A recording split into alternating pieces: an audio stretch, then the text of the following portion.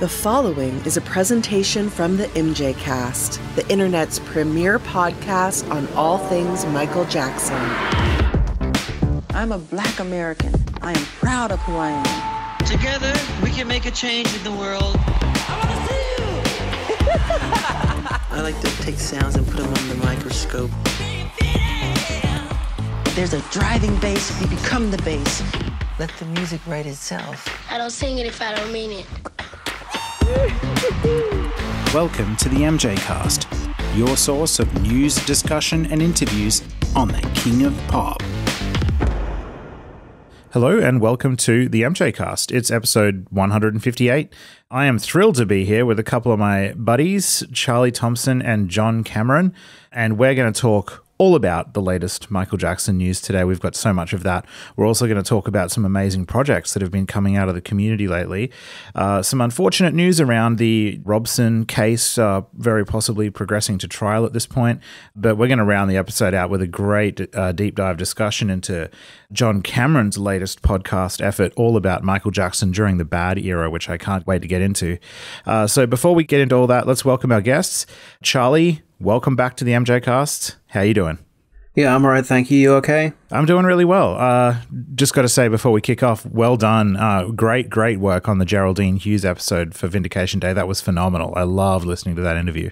Oh, thank you very much. Feels like forever ago we recorded that one. I guess it kind of was, because it was delayed. But we want to give the listeners sort of the inside story on why that one took so long and all the drama behind that. So if you stick around, if listeners stick around at the end of the show, we'll go into a little bit of detail on that. But I'm so glad that one's out and people are enjoying it. John Cameron, welcome to the MJCast. It's been a few episodes since we've had you on. I really enjoyed your latest episode of JC's Musicology. Welcome back. I can't wait for us to talk about that episode.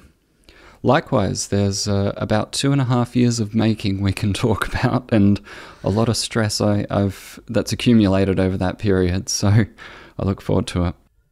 Yeah, it definitely stands out as I think, much grander in scope than your other episodes. It goes for 2 and a bit hours, and I woke up at 1 a.m. last night not being able to sleep, and I made the stupid mistake of putting that on because I guess how it's meant to work is you put something boring on to get you back to sleep, but that one kept me up for another additional 2 hours, and I thoroughly enjoyed listening to every moment, so I can't wait to talk about why a bit later in the show. Well, that's a wonderful compliment, I think. All right, let's go. So we've got a whole bunch of Michael Jackson news to talk about. We'll try to get through some of these pretty quickly so we can get to our 2 main discussion topics towards the end of the show of the Robson Safechuck case progressing to trial and then also your amazing podcast episode. So let's get into it. Let's kick things off by talking about Kingvention. Kingvention, of course, is run by the MJ Vibe crew, Pez Jax and his partner Seb, and it happens in London. It's the world's biggest Michael Jackson convention, and they're coming back in 2023 this year with a new convention, 2 dates, 28th and 29th of October, and so far they've announced a few guests that I'm really excited for, actually. I wish I was in London to be able to go see it. So far they've announced Nicholas Pike, who was a composer on the Ghosts and You Rock My World videos, Rupert Wainwright, who directed the History teaser, and someone that I've never heard about before called Craig Lamont Parks, who was apparently some kind of stand-in or double for Michael Jackson over the years. So there should be some interesting stories to come out of those 3 guys.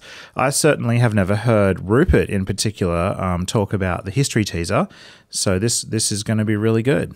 Well, I mean, as you said, it's a pretty interesting lineup of guests. Kingvention, they seem to get quite a few interesting people. Like I recall a couple of years ago, they managed to get the elusive Bill Bottrell, and he did quite an amazing interview that I suggest a lot of people check out. Yeah, they certainly are very good at snagging some of these guests who haven't spoken before. I mean, I'm pretty sure Pez has talked before about on the MJCast about how he's able to do that. At the MJCast, we don't have the luxury of being able to fund these people to come on, but Pez certainly, pays for their flights and pays for their hotel experience and all of that for the seminar. So I guess that's maybe how he's able to get some of these names, but also how amazing is it that a paying audience is able to go and hear these people speak while they're still alive? I think it's a great thing.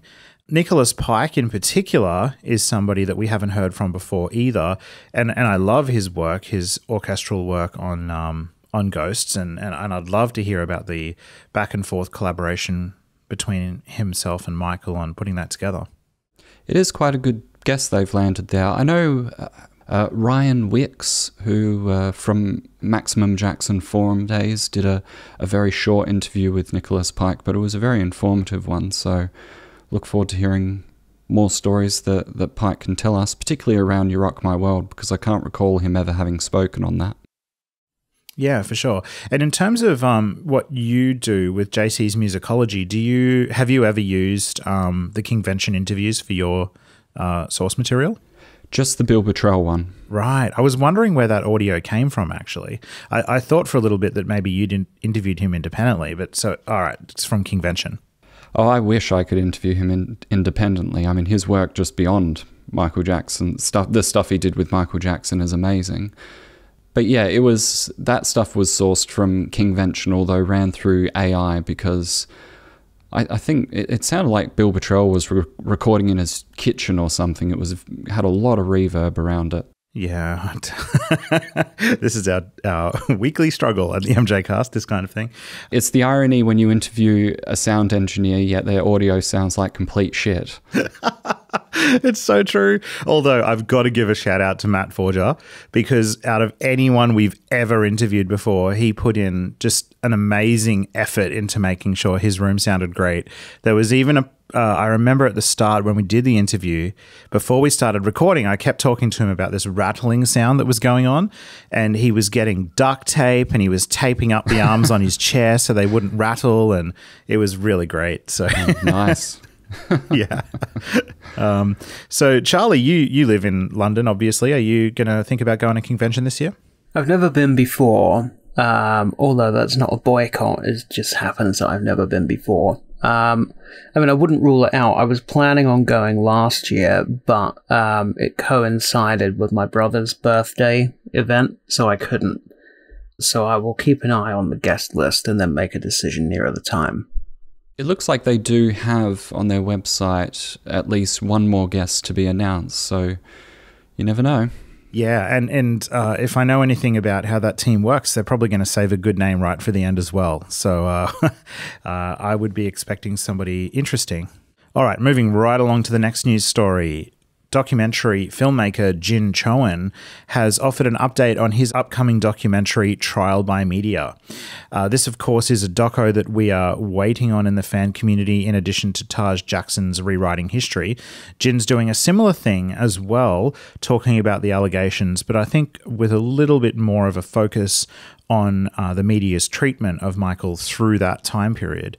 This update is from July 11th, 2023, so very recently, and he's talked a little bit in this update on his GoFundMe page about filming needing to be halted because more funds are needed from the community or from whoever's willing to donate, which I guess was a bit, I wasn't expecting to read that because Jin's been going full steam ahead this whole time. And then when we got this update that things have sort of halted, I was like, oh, no, that's not good.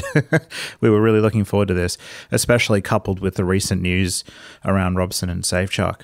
So Jin also talks in the update about there being around 70 hours of interviews that he's collected so far or filmed so far.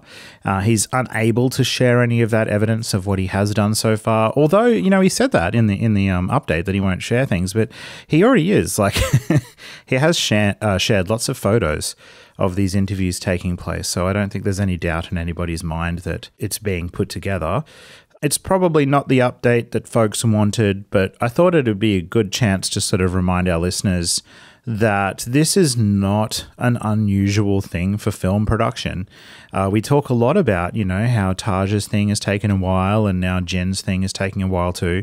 And I think it's a good thing if we take a step back and remember that if you research pretty much any film in history, it's so common for films to be in production for many, many years, sometimes upwards of a decade before they actually get released.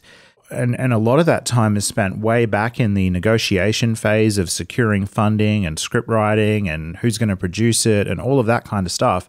This is a very, very normal thing, I think. And it's good if the community just reminds itself of that rather than, like, I don't go on social media much anymore, but I've heard about people, sort of just jumping on folks and, criticizing. And, these things will come. It's just a matter of time and waiting for it to be a great product. Well, yeah, I mean, firstly, the vast majority of video and film projects which are conceived never get made. Almost all of them die without being made. And the ones that do get made very often take an extremely long time to get made. Primarily for funding reasons. Primarily it is to do with finding backers and raising the funds to do what you need to do. That is the thing that stalls most projects that don't get made. I think that people who are sort of throwing their toys out of the pram about certain projects not being ready are kind of maybe a little bit ignorant to the way that the industry works, and that this is actually totally normal. And I would just raise again the example of the A&E network, which was when we went into lockdown in 2020, it was 3 months away from airing its 4-hour documentary about Michael's trial, and it still has not come out, and we're now in 2023. The disruption caused to that project by lockdown was irretrievable. They could not finish it. It's still not out. So it's very normal for things to stall and to take a long time to get going. I'm not talking in particular about any projects here. I'm just talking generally about how video production and TV production and so on works. This is just totally normal. And Jin is an independent film. I mean, I know Jin. I've had dinner with Jin. I've met him a few times. He's a really good guy, and his project sounds really exciting. He's told me a lot about what he plans to do with it and what his vision for it is. And it will be great when it comes out. But this is a very normal speed bump that he's hit. So I wish him well, and I hope the fans get behind him. Yeah, this is really the first I've actually heard of this documentary, and I guess quite often I just wonder, who are these made for exactly? Because there's no real shortage of documentaries online about how atrociously Michael was treated by the media, and I wonder if it has much appeal outside of the fan community. I think Jin has always been focused, just the same as Taj is focused on, is getting the film out to a much broader audience. Jin actually puts in his trailers a little logo type thing that says a Netflix ready film. So right. I think he's really trying to pitch this to a streaming service that's going to be able to get it out to the broader audience, which is where I think there is a bit of concern around these kind of things, because there is like we're going to talk about later, Wade Robson and James Safechuck's claims are very probably going to trial at this point. So even though we as Michael Jackson fans and people that know about his history would think, well, this is a really relevant time for this to come out, so the community or the broader public can have perspective, are streaming companies going to be prepared to put something out that is in defense of Michael when there are still very serious claims and allegations of pedophilia? Yeah, absolutely. And I wish this documentary all the luck in the world. Anything that can serve as a potential antidote to the nonsense that seems to constantly plague Michael, even in death, it's only going to be a good thing, I guess. I just wonder how much appeal these types of documentaries have to people who have already made up their mind about Michael Jackson, because I can imagine fans watching it just because it's Michael Jackson, but I can see people that don't like him, just it having no real appeal unless it shows up randomly on television and manages to encapsulate people. Yeah, and I think the positioning of it and the production and the marketing of it is really, really critical. Like, I know for myself, when I watch true crime stuff, if I log on to Netflix and want to watch a true crime thing, I want to watch something where we don't know if the person did it or not, and I need to find out by watching it to see if they did it or not.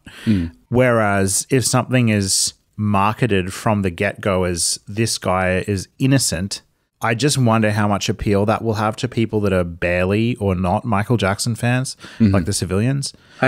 I do think that Jin is taking a much more nuanced approach than that. I don't know how much I can say, but I know that from my discussions with him, he's not planning on only speaking to people who think that Michael is innocent. Right. I know that from my conversations with him. I won't spill any secrets, but interesting. He's definitely looking at it from a more objective perspective. Wow. Okay, I hadn't heard that. That will be very fascinating. Well, I'm sold then. Yeah, it's going to be really good. John, just as a way to get to know you a little bit better, because we haven't actually talked on the show much about your history, and of course we'll get to your work a little bit later, but I'd like to know, like, how long have you been a Michael Jackson fan, first of all? And just on this note, actually, I'm really curious about something. Charlie, obviously we've got to know over the years very well what your stance is on the allegations and all of that kind of thing. But John, we haven't had a chance too much to dig back into your own history as a fan. I'm curious about, firstly, when you became a Michael Jackson fan, how young, and then at what point did you have to grapple with these allegations, and then how did you make up your mind on them? Well, Michael was always in my life, really. Growing up, we didn't really have a lot of money, so most of the music that I consumed was my mother's record collection from the 70s and 80s. So despite being a 90s, early 2000s kid, I grew up in kind of a faux vinyl era because that's all I had.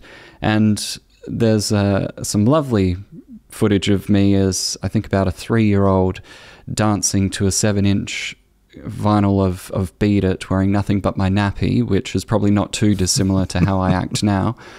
But it wasn't until and I think you were the same with this, Jamon, the 30th anniversary celebration.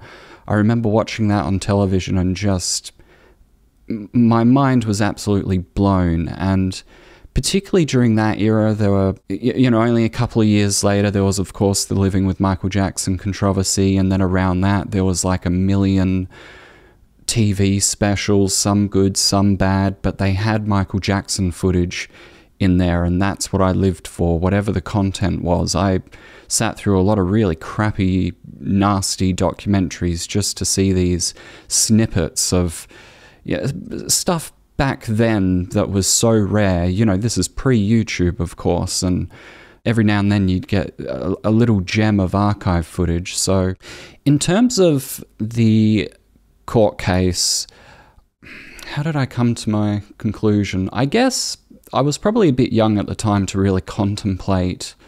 Like, I knew what was happening and the nature of it, and just as something of a blind fan, I didn't believe it.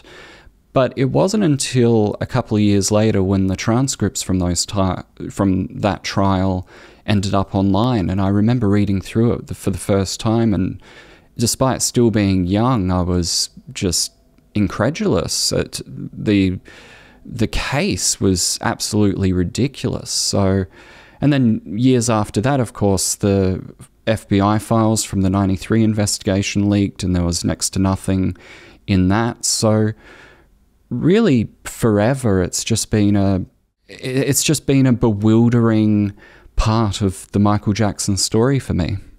Yeah. I'm just having visuals of you watching 30th anniversary, like me, just wide-eyed, being absolutely, wow, this is incredible. I'm a lifelong fan now. And then I'm contrasting that to Charlie, who was probably sitting there rocking back and forth, needing counseling at what he was watching. But, I don't think we need to rehash the 30th anniversary roundtable because we got enough hate mail the first time. Yeah, let's not go there again. But, it's an interesting kind of graduation as a fan, being enthralled by it as a youngling, and then years later, of course, we see all the flaws in it, regrettably.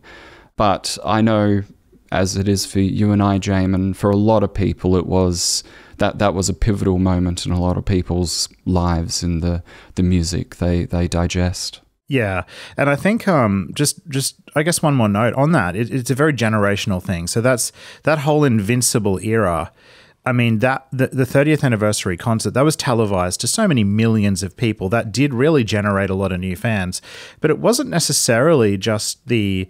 I actually watched the original broadcast the other day on YouTube that had all of the original interlude video edits in there as well. And I remember back, it wasn't just the performances that Michael gave that really wowed me. It was actually all of those video interludes as well that showed his past as a performer, as a humanitarian. You know, I think there was one specifically about him as a dancer and who was inspired by. And like you just said, there was chock full of little career highlight snippets. And for me, as like a 15-year-old, that was my first exposure to Michael Jackson. And I'm seeing like all of his career highlights in one 3-hour concert or whatever it was. It was a really great introduction to being a Michael Jackson fan, I thought.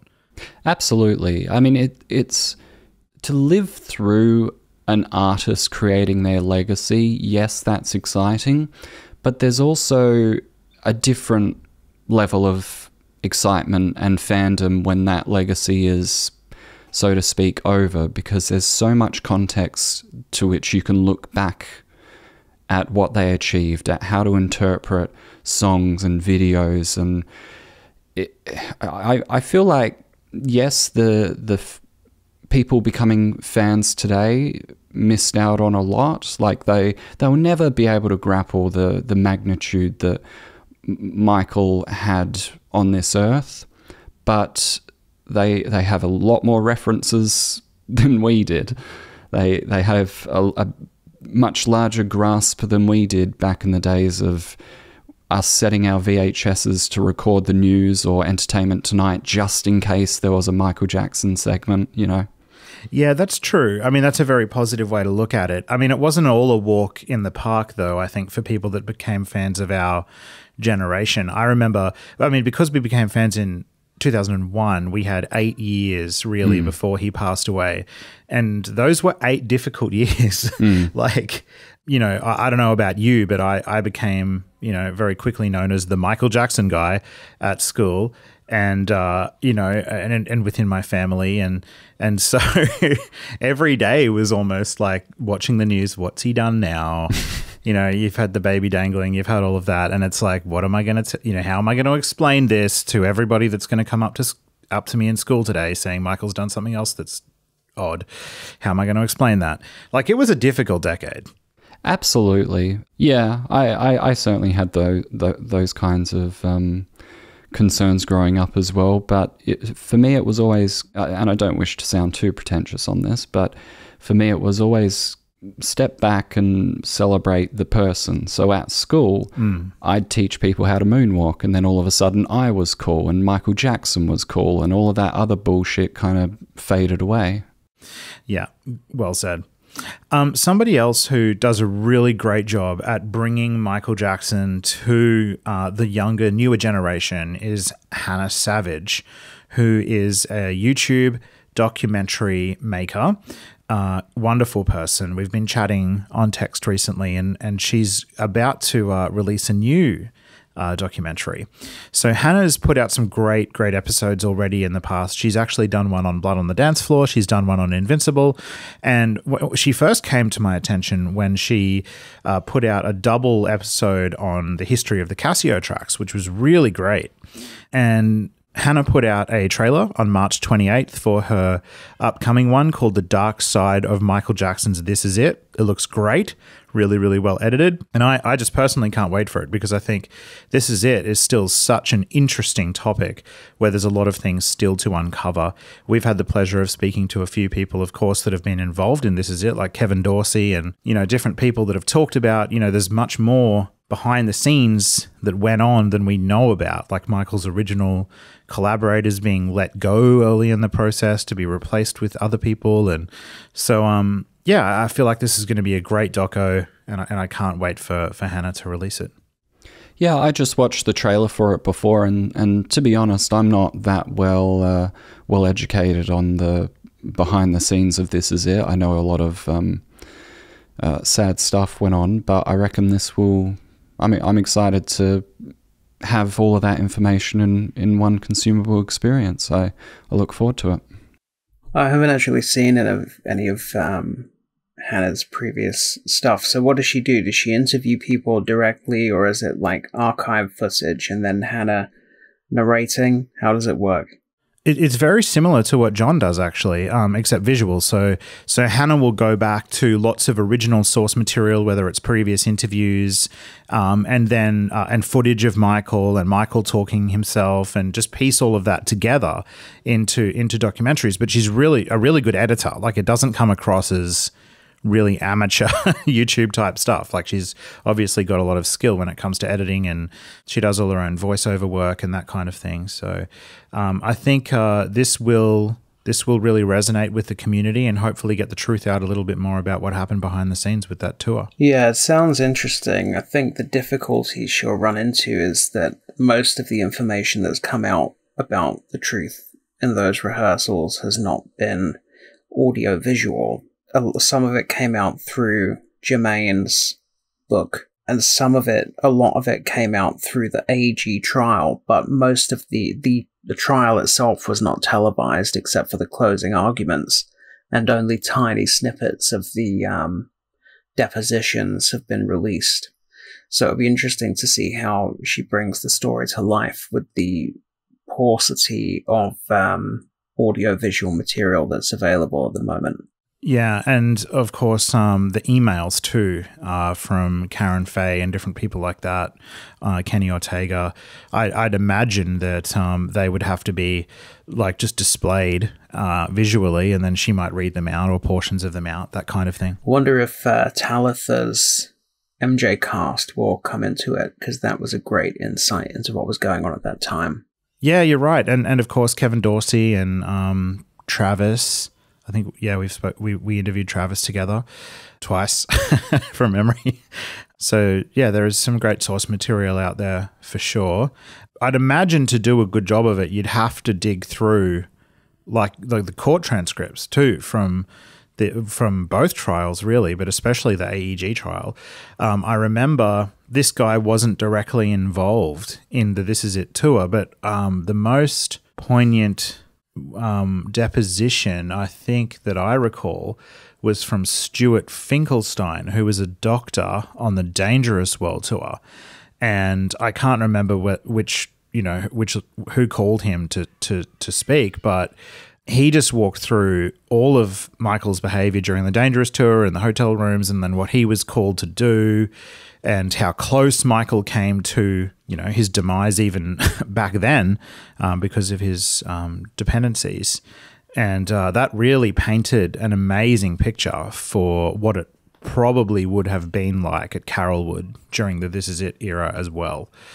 So that a lot of that stuff is online though. So there are a lot of those depositions are on YouTube, or were. I don't know if they're still there. I think not the whole depositions. I think there were bits of the depositions that came out, but not the whole things. So, for example, I don't believe the footage of Randy Phillips being properly interrogated about the emails where he described slapping Michael. I don't think that footage was ever out there. Even though we know it exists, we know it happened, I don't think the footage was ever released.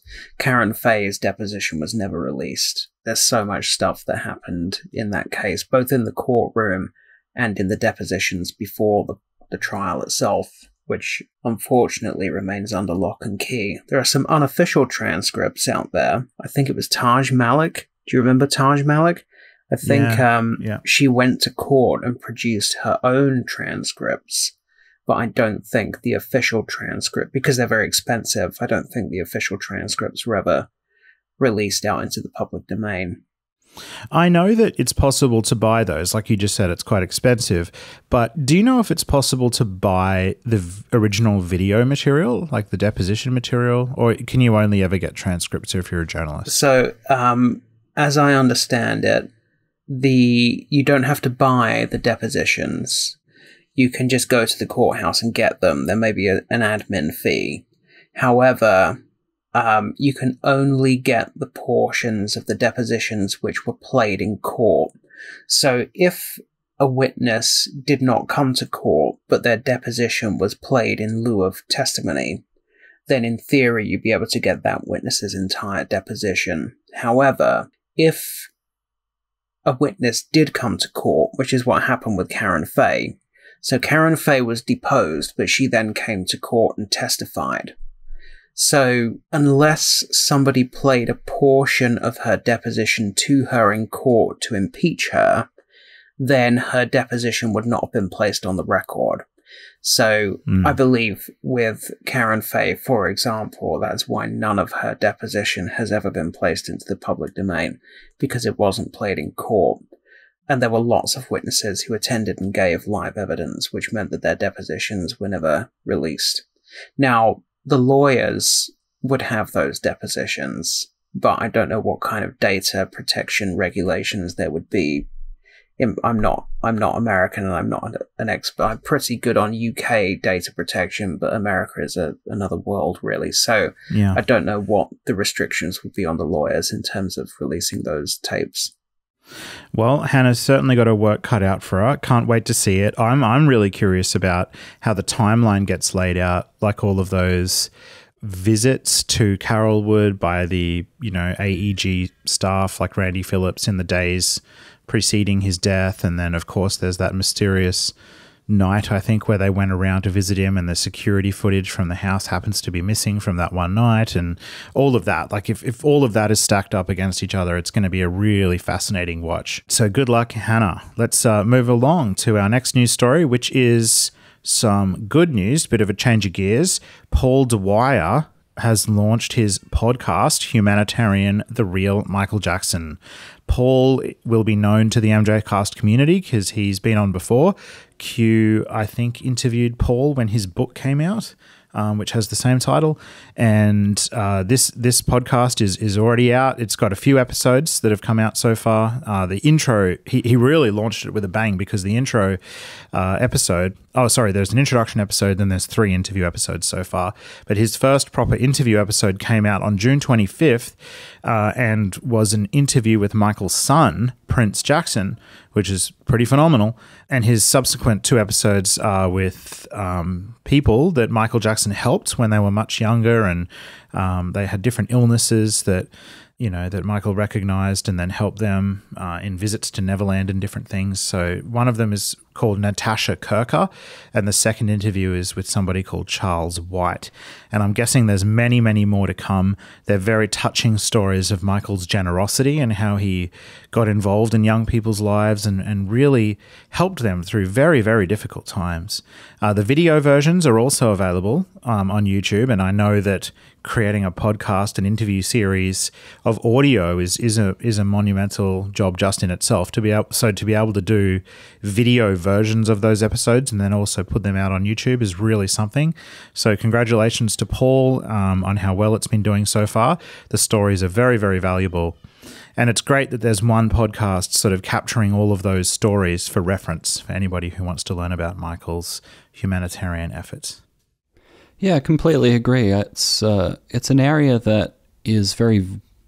Maybe I've just been looking in the wrong places, but I think it's an area that's only ever vaguely documented Michael's humanitarian efforts. It's often montages of him showing up to hospitals with novelty-sized checks and people saying what a wonderful person he was, but to be able to hear specific stories of how he changed people's lives, I look forward to listening to a few episodes, certainly. And like you said, to land Prince Jackson as the first guest, that's very impressive. Yeah, definitely. And Prince kicked it all off really by talking about the work he's doing with HealLA and how he's continuing on his father's legacy.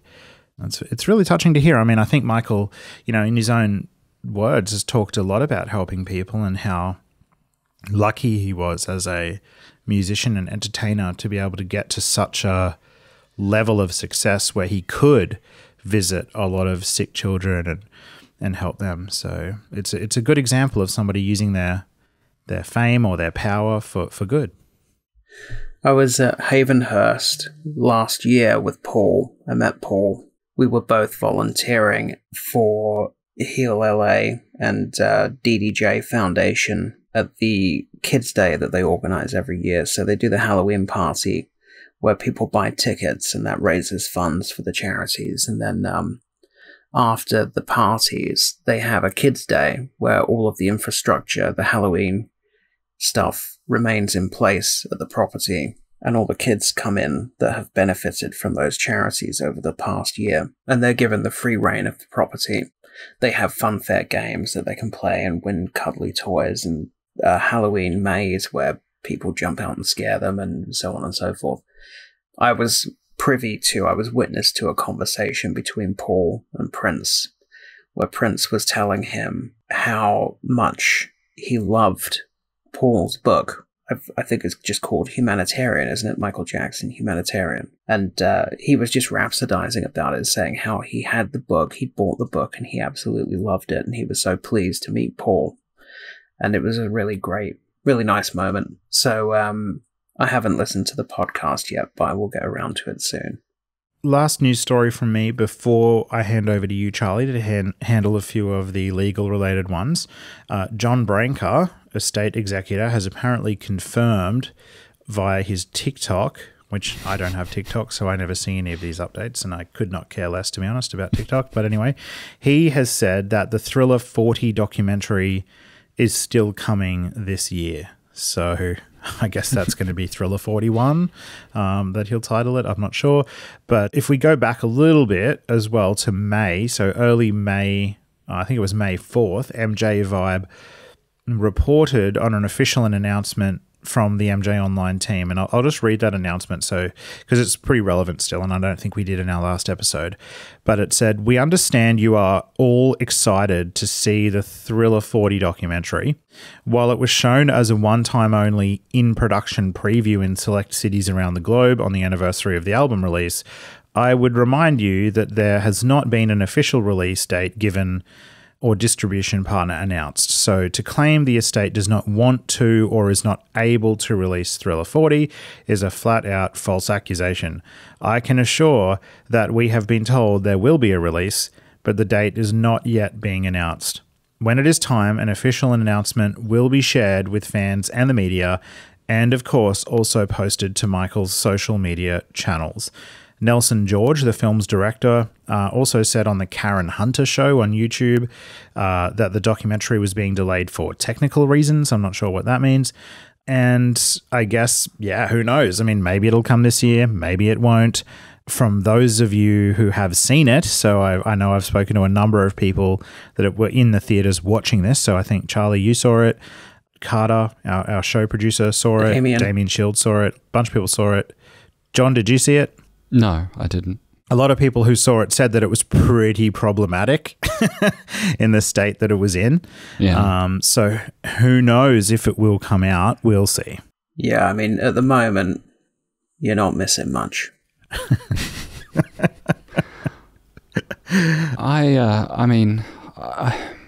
I could go on and on about the ineptitude of the estate, but I've got a plane to catch at lunchtime, so it's probably best I don't go too hard on them. But I mean, we'll be here all day.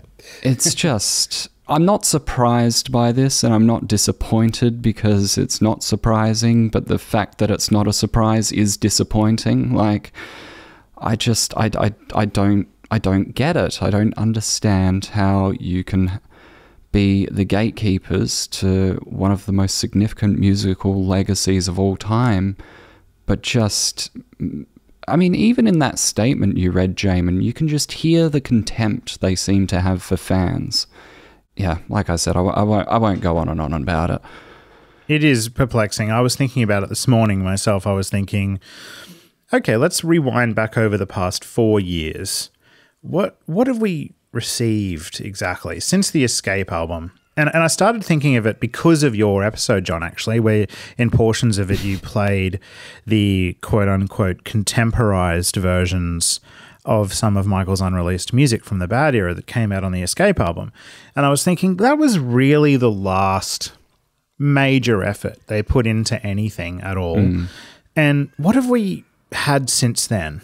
And we know that there are countless hours of footage of Michael doing all kinds of things, whether it be performing or, you know, meeting sick kids and helping them or whatever, rare photographs, just all kinds of stuff. And we go week to week with what? Like, what do they ever release to demonstrate Michael's legacy? Doesn't even have to be stuff we haven't seen before. It could be, you know, 4K versions of not even performance footage, but just Michael doing something random. Hey, here's footage of Michael doing this thing in whatever year. How amazing is that? Kind of like a bit of a history bent on what he was doing.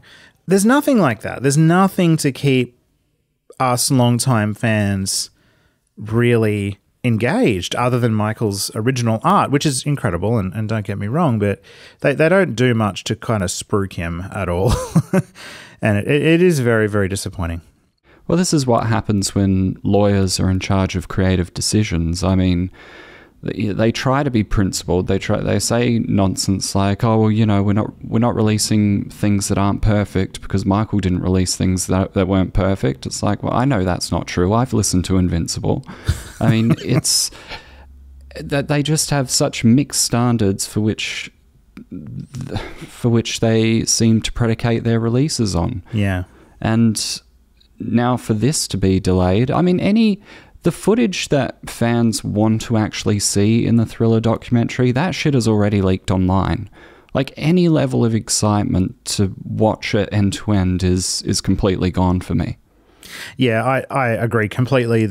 I still think it was an absolutely insane decision for them to do these previews, because from the second they announced that, we knew that there were going to be fans in the audience with their phones bootlegging the bits of the documentary, and they did. And it was only a matter of like 2 hours after the screenings before the, you know, Victory era footage was already out, bootleg quality. But I mean, all you have to do is follow Brad Sundberg's story to know that this stuff happens all the time. You can't keep anything under lock and key anymore with previews or, you know, seminars.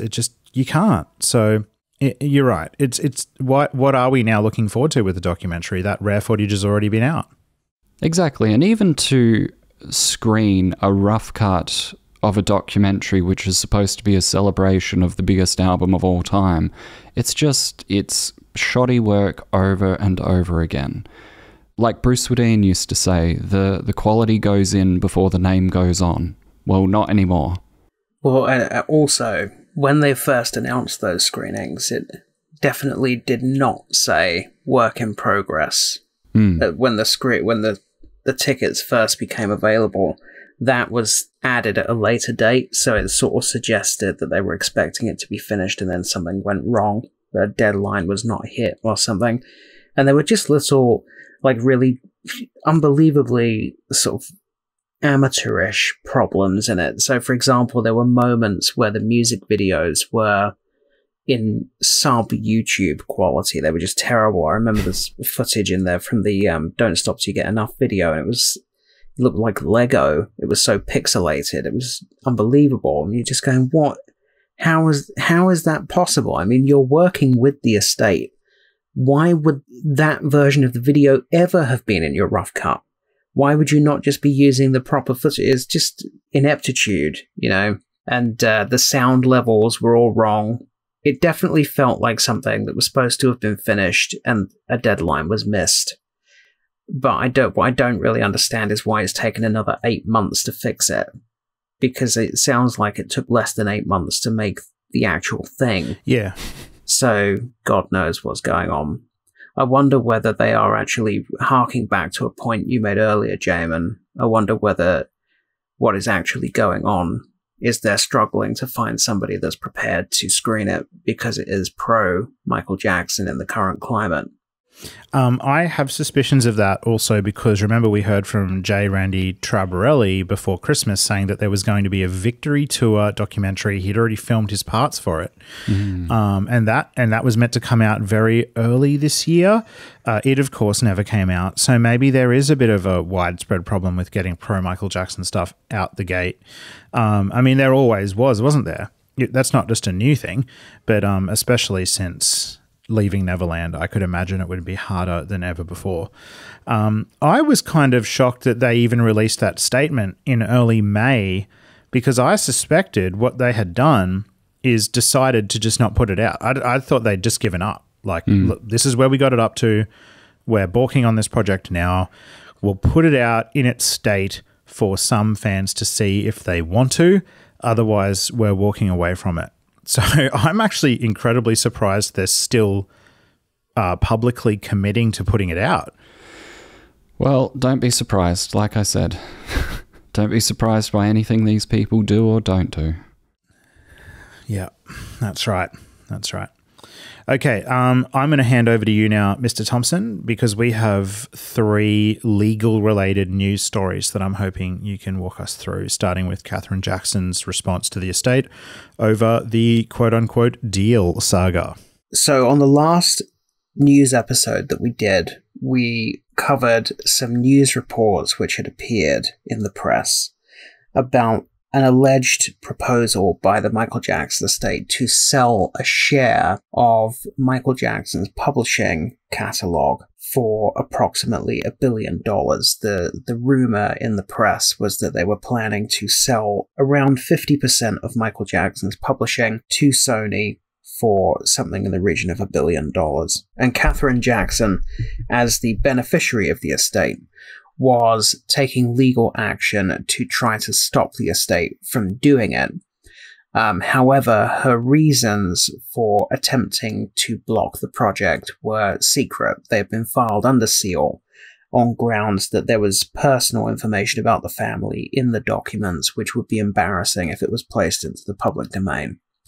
Since we reported that, the court actually gave the go-ahead to the estate to move forward with the deal.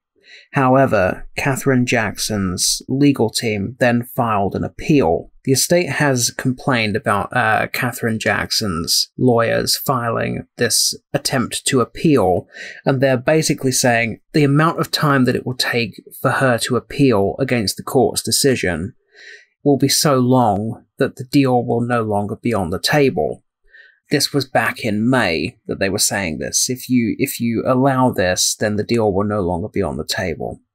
And Katherine Jackson replied through her lawyers saying that the estate has no evidence of this. They said what they called a parade of horribles. They said that the executors had told the court about a parade of horribles that would occur if she was allowed to appeal. But it was all speculation.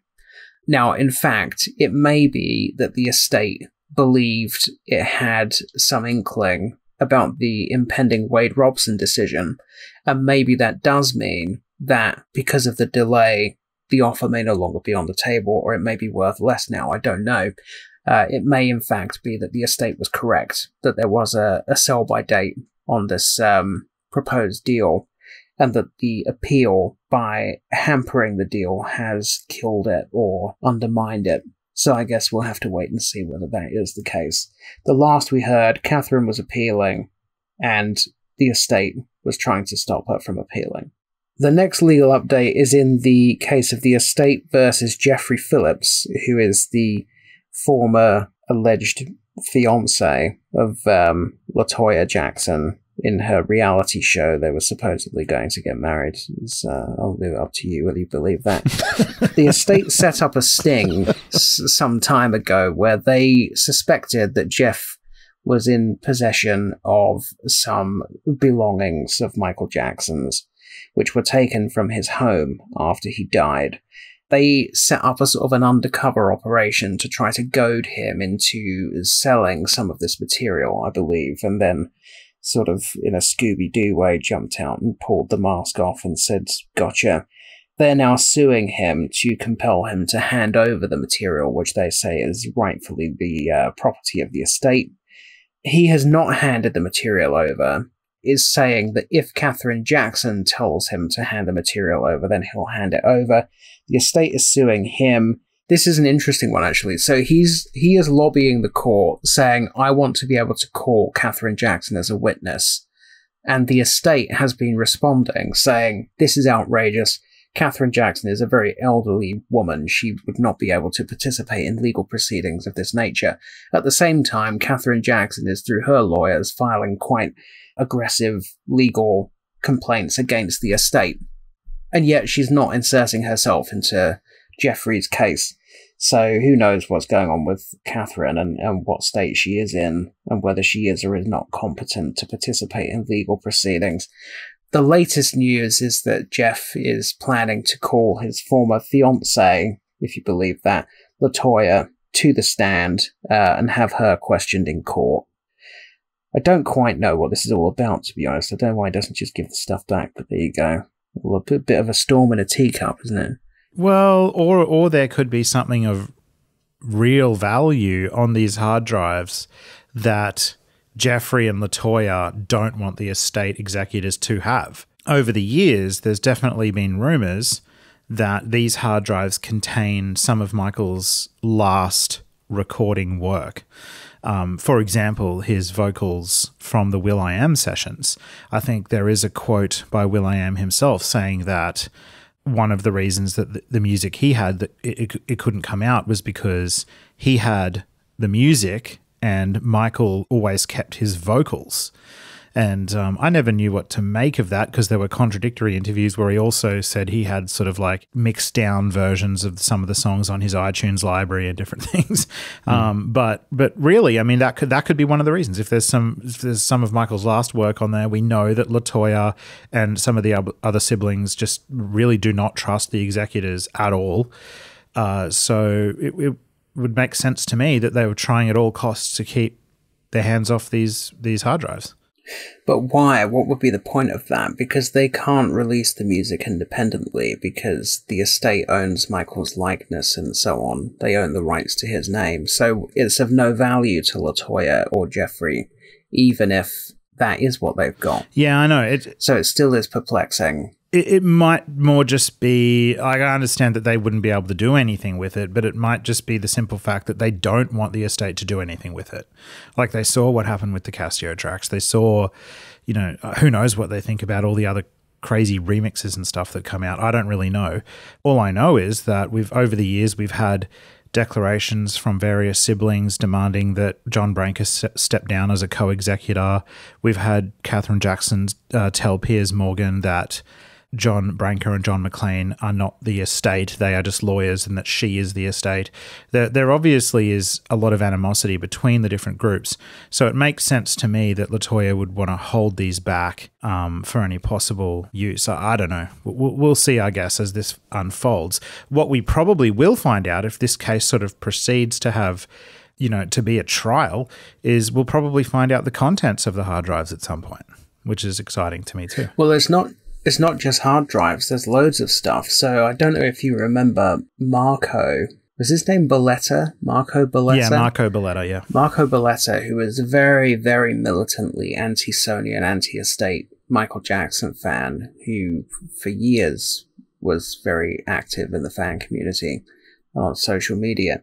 He went to the court and obtained images of all of the material, or certainly a large amount of the material, which Jeffrey has and is allegedly not supposed to have. Among them, interestingly, is a photograph of the front page of what is titled Michael Jackson's estate planning document. So it appears that there was some kind of plan drawn up by Michael for how his estate should be run after he had passed away, and that document is among the material which is in Jeffrey's possession, or was in Jeffrey's possession. I don't know who has got it at the moment, whether he's still got it or is being held somewhere by the court or something. But yeah, that would be an interesting document to see in full if we can at some point. That would, especially if I wonder if Peter Lopez's name is connected to that document in any way. He was one of Michael's principal lawyers before he died, and then Peter obviously famously and mysteriously died himself in the year after Michael's own death. Yeah, I remember when the This Is It announcement was supposed to happen. So it was supposed to happen about a week or two before it actually did happen. Everything was set ready for it to happen, and then it didn't, and that was because Michael didn't get on the plane. everything was ready. The press releases were ready to go. Sony completely rebranded its website in anticipation of the announcement being made, and then it all got called off because Michael didn't get on the plane. And I remember hearing at that time that Michael had actually fired Peter Lopez. In theory, I think the theory was that he had fired Peter Lopez because Lopez was the attorney that had been representing him in all the negotiations with AEG and was his point of contact. So he had got cold feet about the whole "this is it" thing and was trying to pull out of it. And so he fired Lopez so that the AEG couldn't reach him. Of course, he had actually signed the contract already, so that wasn't going to wash. And then a week or two later, he did get on the plane and the announcement happened as it was supposed to have done. So I don't know if Peter Lopez was still working for Michael at the time that he passed away. Right. But it's certainly soon before he passed away, he was working for him. And it's very conceivable that he would be mentioned in that estate planning document. All right, Charlie, can you take us into the final legal update of the episode? So the news is that the Wade Robson allegations against Michael's companies may be going to a civil trial. It's really hard to explain what that means without going right back to the beginning, so I'm just going to try and go back to the beginning and recap in as succinct a way as I can. Wade Robson, a couple of years after Michael died, filed what is called a creditor's claim with Michael Jackson's estate, and he did that under seal, which is rather at odds with his statements in Leaving Neverland, for example, where he says that the reason he made the allegations against Michael and is suing is because he wants to be a voice for victims. Not the best way to be a voice for victims if you file your case under seal and try to elicit a secret under-the-table payment. But he filed a creditor's claim with Michael Jackson's estate, which basically said, "I was molested, give me some money," in secret. They refused to pay up, and one of the reasons was a legal technicality, which was he had 2 years, 1 year or 2 years, I think, creditors have in America to file their creditor's claim after somebody has died, and if you don't do it within that time period, then you have missed the boat, unfortunately. That's the end of that, and you can't claim your money. Now, there are exemptions, and you can get around this time limit if you have a good argument. So Wade Robson went to court and said, "I didn't know that Michael Jackson had an estate with whom I could lodge a creditor's claim, and I only just found this out. And it was a great surprise and a shock to me to discover that there was an entity called the Michael Jackson estate which I could sue for the molestation which I've just remembered I experienced."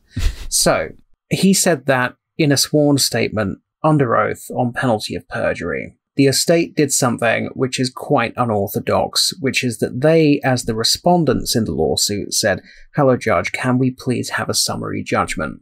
Now, a summary judgment is where you dispense with the need for a jury and you allow a judge to make the decision instead.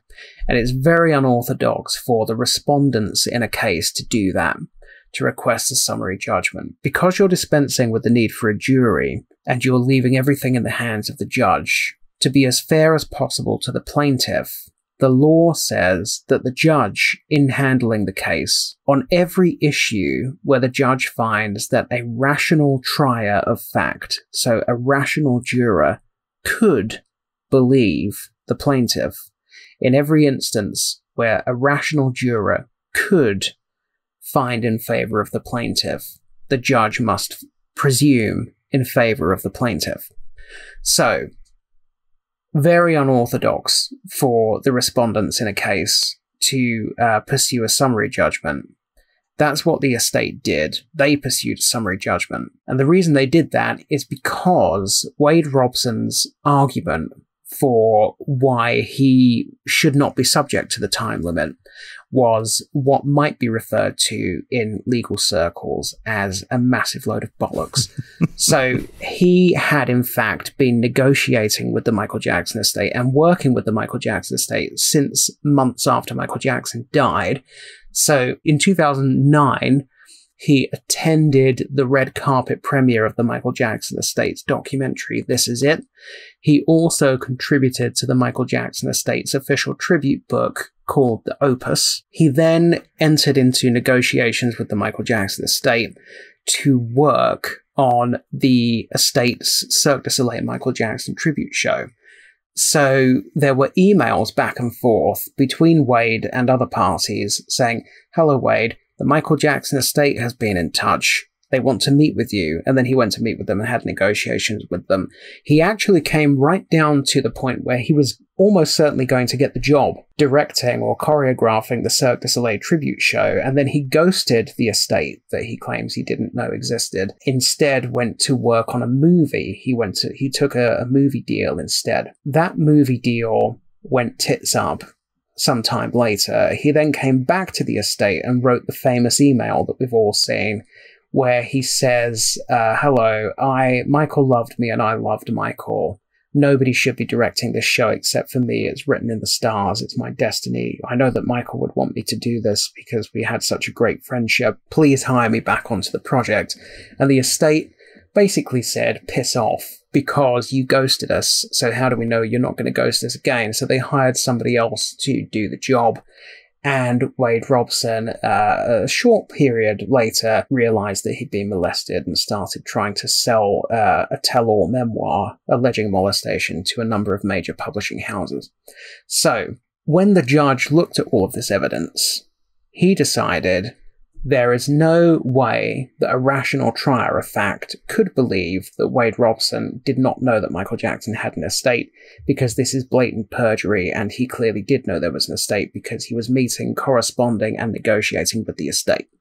So, that was the end of that. That presented Wade Robson with a problem, because how does he sue now that it's been determined that he can't sue because he's out of time? So the legal solution to that was, why don't we go after somebody that's not dead, or an entity that is not dead, an entity that was alive at the time and is still alive, an entity like MJJ Productions and various other companies which were affiliated with Michael. So we go back to court, and our argument is Michael Jackson worked for these companies which still existed at the time and still exist, and we say you, MJJ Productions, should have stopped your employee from molesting me. Therefore, I am suing you. And actually went a bit further than that and did allege in the court documents that MJJ Productions and various other Michael Jackson companies were just a front for a gigantic international child trafficking ring. I think described it as one of the most sophisticated child trafficking rings in history or something to that effect. So, the court came back and said, nice try.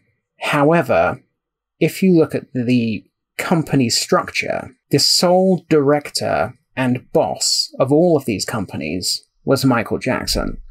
So what you're actually arguing is that Michael Jackson had a duty to intervene to stop Michael Jackson from molesting you. That doesn't make sense, so your case is being thrown out of court.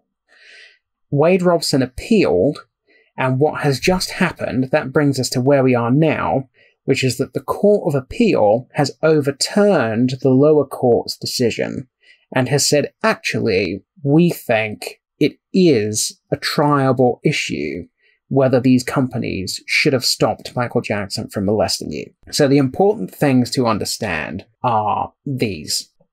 Michael Jackson is not on trial. The companies are on trial.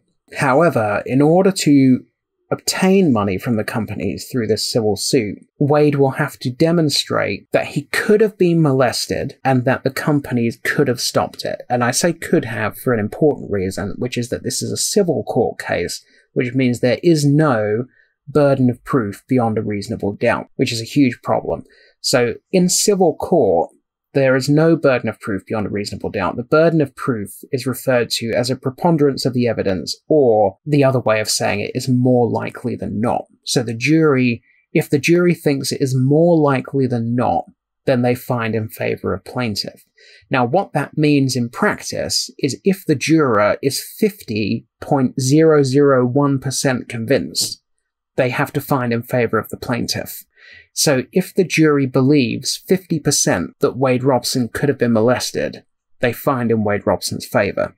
If they then find that it's 50% possible that the company could have stopped that, then Wade Robson wins and he gets the money. That's the way this will go if it goes to a civil court trial. he does not have to prove he was molested. He has to prove that he might have been molested. He could have been molested. The jury has to be persuaded that it's possible more than 50.01%. A coin toss, effectively, is outrageous, but that is the burden of proof in the UK and America in civil court. The burden of proof is a coin toss. You have to be 50.01% sure to find in favour of plaintiff. So there are three things which could happen which could preclude this from going to a trial. Number one is, at the moment this is a written judgment, there are oral arguments scheduled in a couple of weeks. It's possible, but unlikely, that when they go to court to make the oral arguments over the merits of the written judgment, the judges could overturn it. However, it's extremely rare that judges will overturn their written judgments based on the oral arguments. The next thing that could happen is if they lose the oral arguments, the estate, I'm saying the estate, I mean the companies, it's all the same thing, basically. It's just legal technicalities. I mean, if you sue Michael Jackson when he's dead, you're suing the estate. If you sue Michael Jackson companies when he's dead, who runs them? The estate. So it's the same thing, it's just all legal bullshit. So the second thing the estate could do, if they lose the oral arguments, they could take the case to the Supreme Court, and the Supreme Court might overturn this decision. And if the Supreme Court overturns it, that is the end, because there's no way you can go beyond the Supreme Court. But the Supreme Court refuses to even hear 95% of the cases that get referred to it. And of course, of the 5% which it accepts, only a certain number get upheld. So oral arguments are a slim shot. Supreme Court, also a slim shot. The only other way to stop this from going to trial will be to settle if they lose at the Supreme Court. And there is a real debate to be had if you are the estate. There's an internal debate to be had over the merits of settling. Because, firstly, the burden of proof in civil court is bullshit, is rubbish. So if you hold this trial in Hollywood, the sort of right-on liberal capital of America and the heart of the Me Too movement, what are the chances of you finding a jury that is going to be willing to side against an alleged victim of abuse? I mean, it's a coin toss anyway, but after leaving Neverland in particular, the jury pool has been hopelessly prejudiced. So the burden of proof is a problem. It's very possible that the estate could lose with such a low burden of proof. Also, if you go to trial, you're almost guaranteed to have Dan Reed sat in the corner with his camera crew filming everything. And if that is allowed to happen, then even if the estate wins, ultimately it loses, because what Dan Reed will do with that footage will be devastating, because he will just do what he did with Leaving Neverland and edit it in such a way that it's extremely misleading and it makes Michael look guilty as sin. Yeah. So if you are the estate, then you have a vested interest in stopping that trial from happening. Of course, it doesn't stop. There are other things to consider. So you could settle to stop Dan Reed from filming the trial, but he can then just go and interview all the witnesses that would have been at the trial anyway. So still, you're not definitely negating that problem. So, yeah, I mean, so that's where we are. Robson has won on appeal.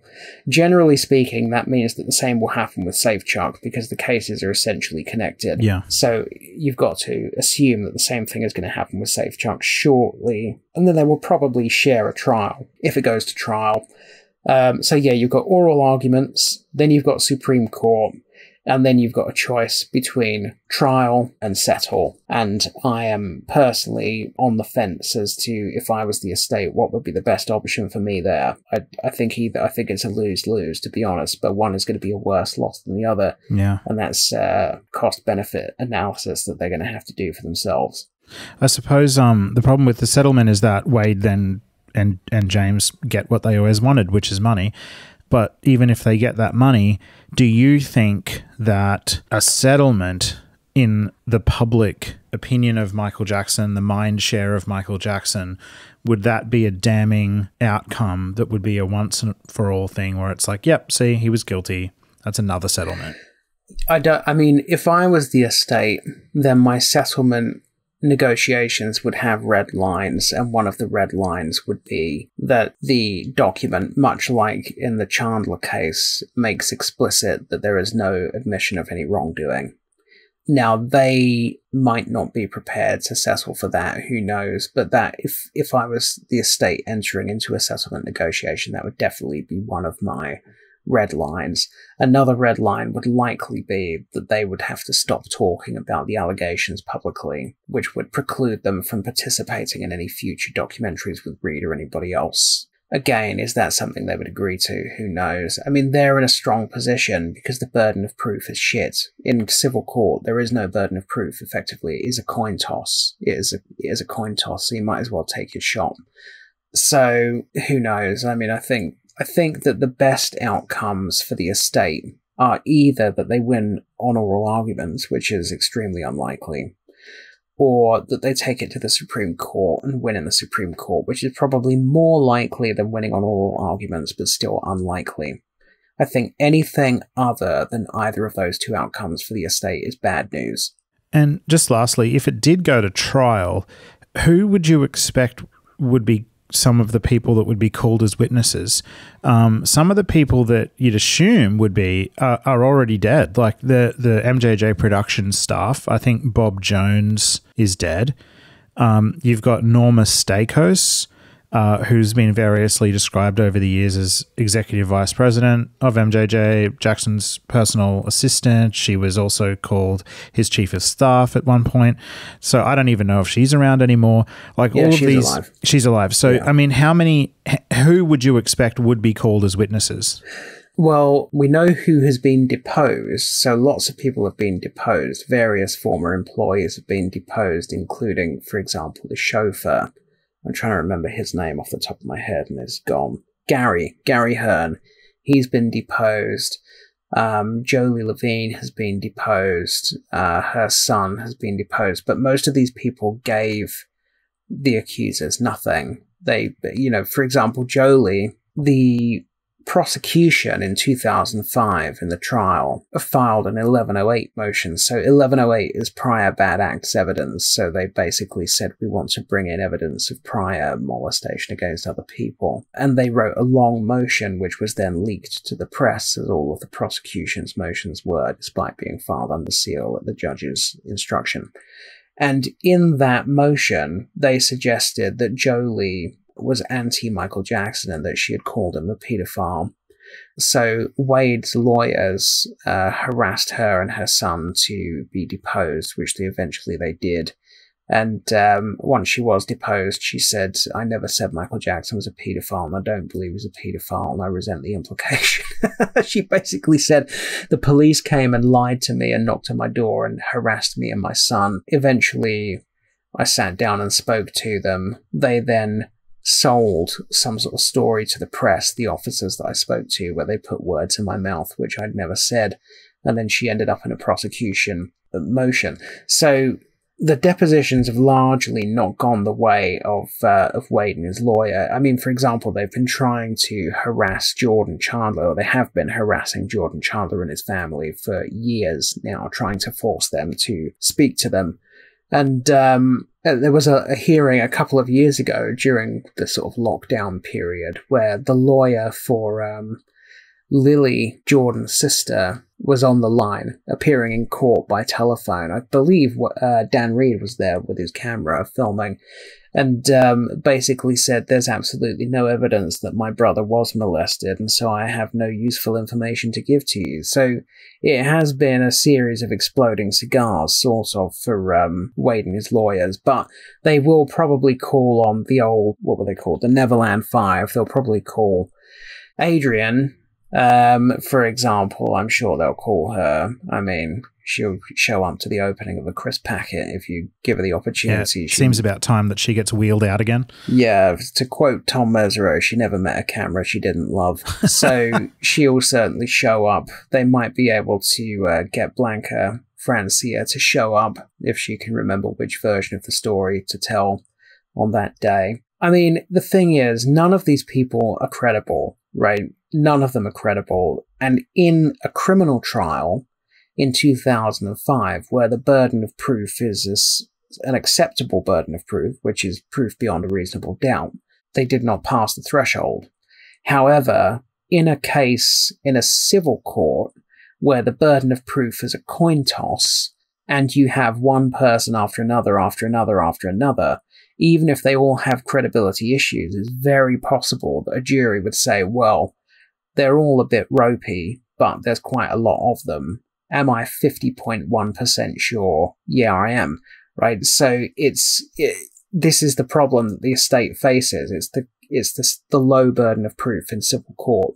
I mean, none of us in our lives, if anybody we knew was accused of something, none of us would accept such a pitiful burden of proof. You know, if this was your brother that was on trial, or your dad, or your husband, or whoever it was, none of us would accept this. It's ludicrous. And most people actually do not understand that this burden of proof exists. They assume that all courts have a burden of proof beyond a reasonable doubt. I didn't know until I became a journalist and I had to study public affairs and take exams. I didn't know until then that civil court had a 50% burden of proof. I had no idea. Most people don't know. And that's another problem. So you've got the estate is facing a double whammy. Problem number one is in court, it has to deal with an extremely low burden of proof. And problem number two is if they lose, they have a general public that thinks that the case has been won beyond a reasonable doubt. So it really is is bad news for the estate. There's no doubt about it. So you've got oral arguments or the Supreme Court. Those will be the only two salvations for the estate. If it goes to the Supreme Court and they don't prevail, then it's a shit sandwich, and it's just how much shit and how much bread. So, yeah, that's where we are at the moment.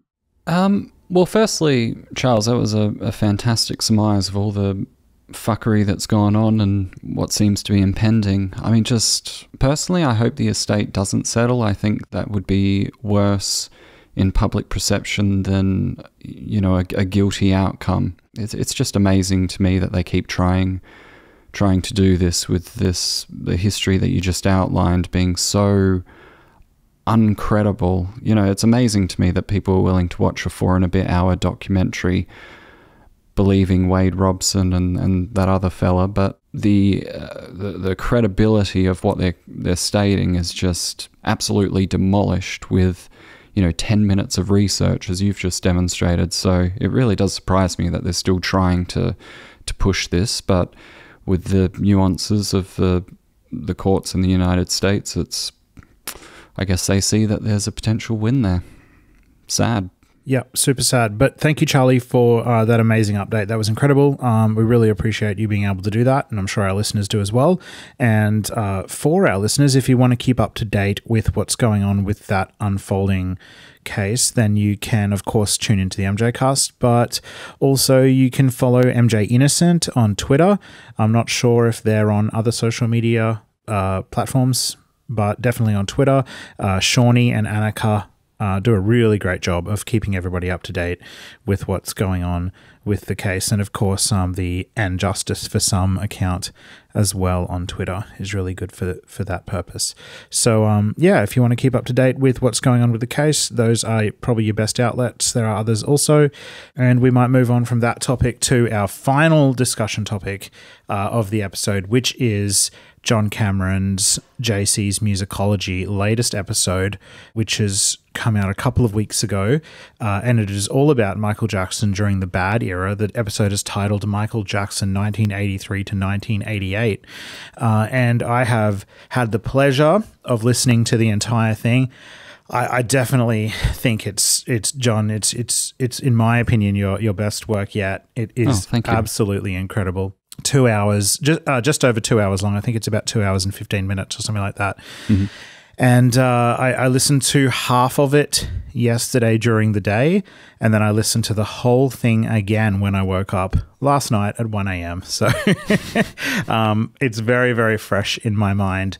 But again, I've said this to you before, and I've said it on the show before, but the thing that I think sets apart your work from anything else that exists is the fact that you're able to, like a tapestry, really weave together interviews with Michael, interviews about Michael, and not only just the music from the sessions, but elements of the multi-tracks. So I I have a very like a physical reaction to when this happens in your episodes, but the hair on my arms kind of stands up where you might be talking about a certain thing. You might be talking about a vocal or a snare drum or something like that, and then you bring up that in the mix and fade everything else out, and then you'll bring something else in the mix and talk specifically about that. But this is something you can't get from any other Michael Jackson podcast or YouTube documentary or anything else like that. It is an absolute masterclass in learning how Michael and his critical collaborators put together the really specific aspects of the music. You go into detail about songs that never made the album. You go into detail about the reasons Michael was making choices with the song selection, with his themes in the music itself, the technology in the music. It's amazing. It's an outstanding piece of work. So congratulations on being able to finally release it after so many years of work. Thank you very much. That's very sweet of you. Tapestry is really a great way of describing it. I've moved away from thinking of these podcasts as documentaries and more thinking about mega mixes, because that seems to be what they more so are, especially now. Tapestry, a good example of that is like with Liberian Girl. So there were... I'll give a bit of history of the episode if you don't mind. I first started writing it back in early 2020, so that's quite some time ago now, and finished the script later that year, and then, of course, John Barnes passed away.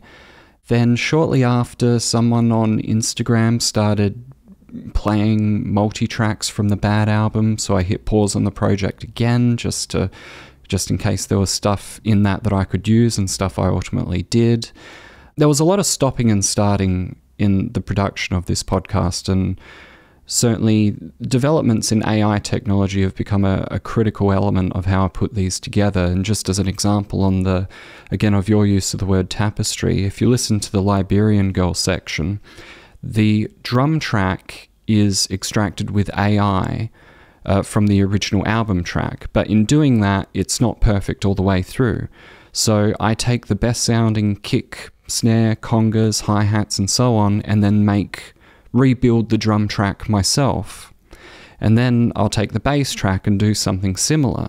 So I have those two tracks which are extracted from AI that have just been modified to hell, and then take certain elements of the synth tracks that were aired on Instagram, because most of those are just 8-bit anyway, so they haven't lost a huge amount of quality through the bitrate of Instagram. So I've synced those up together, as well as the a cappella track and then other elements that have been extracted through AI from the album track. So essentially rebuilding the album, and this is why it took as long as it did, aside from, some intermittent laziness on my part, because a lot of that stuff, it mostly fails rather than it succeeds, and that's incredibly disheartening when you've spent 6 hours on your Sunday off just trying to piece together, rebuild a multi-track to a certain song.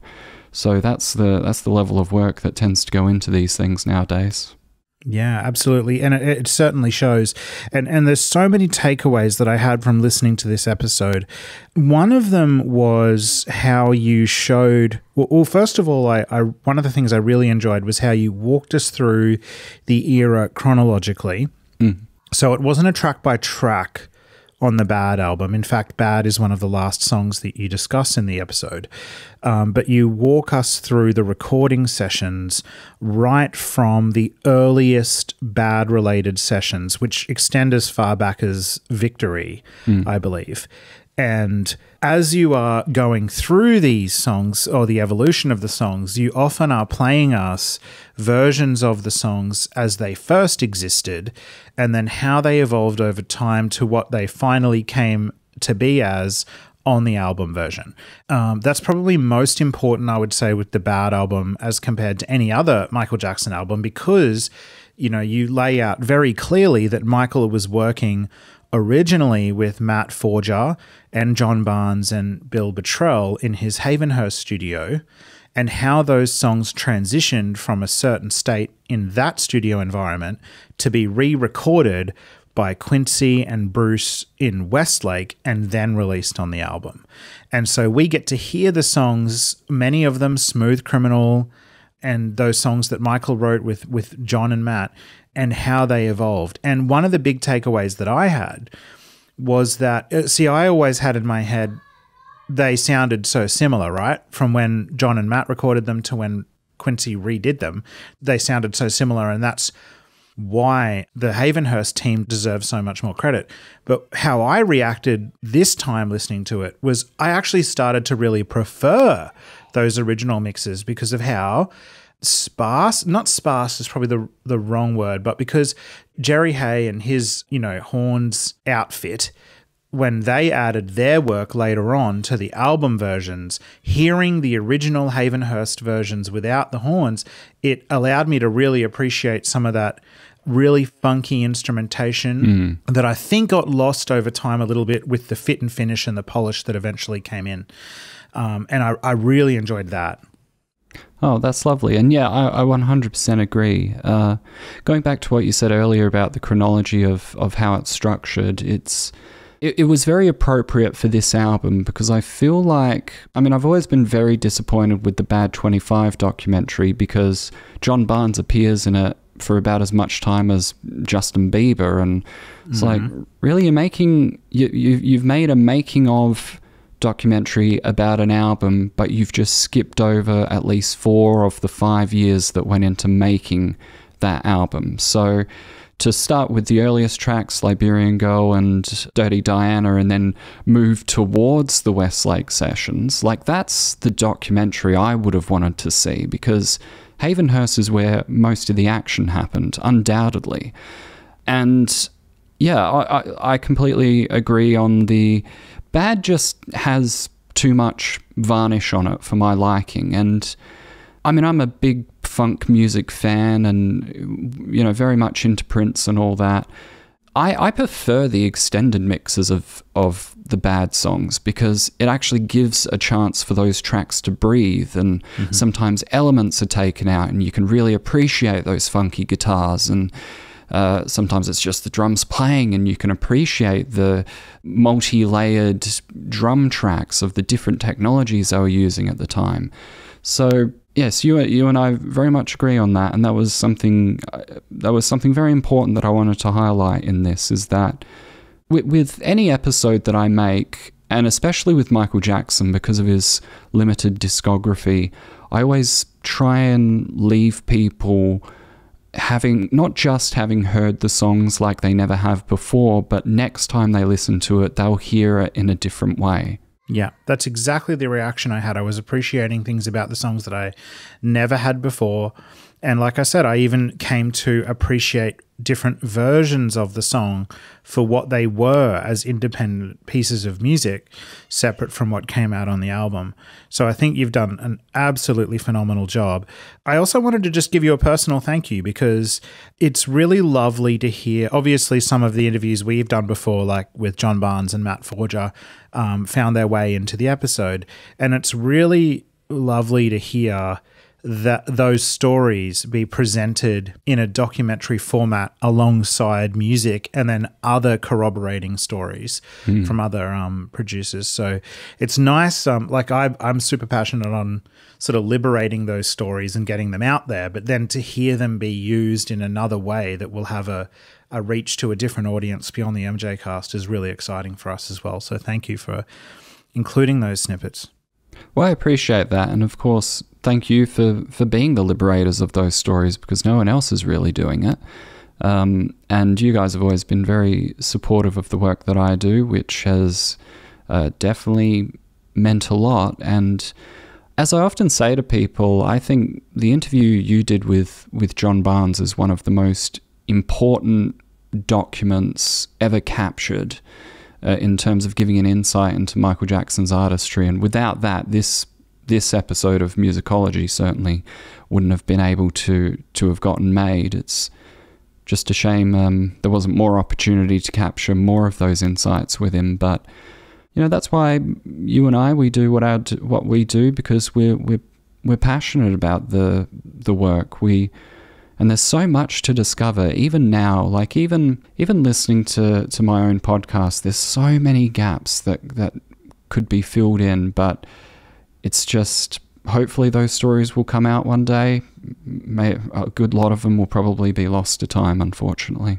Yeah. That's some of the urgency we feel here at the MJCast to try and capture these stories. And sometimes we get met with roadblocks where it's like, oh my goodness, we really want to capture that, your particular story. And Saida Garrett is a good example. We've been going back and forth with her for over 2 years now, maybe three or 4 years, I think, trying to get her story on record. And there's periods of time where she's able to and open to talking, and then there's other periods of time where she's super busy and not able to. So we're trying to get that one locked down, and we've been in talks with Bill Bottrell through his daughter over the years, and it's just a matter of lightning striking, I guess. But it's a good feeling to know that when we do capture them, they'll end up also in great company with other interviews alongside them and musical pieces that they worked on in documentaries like yours.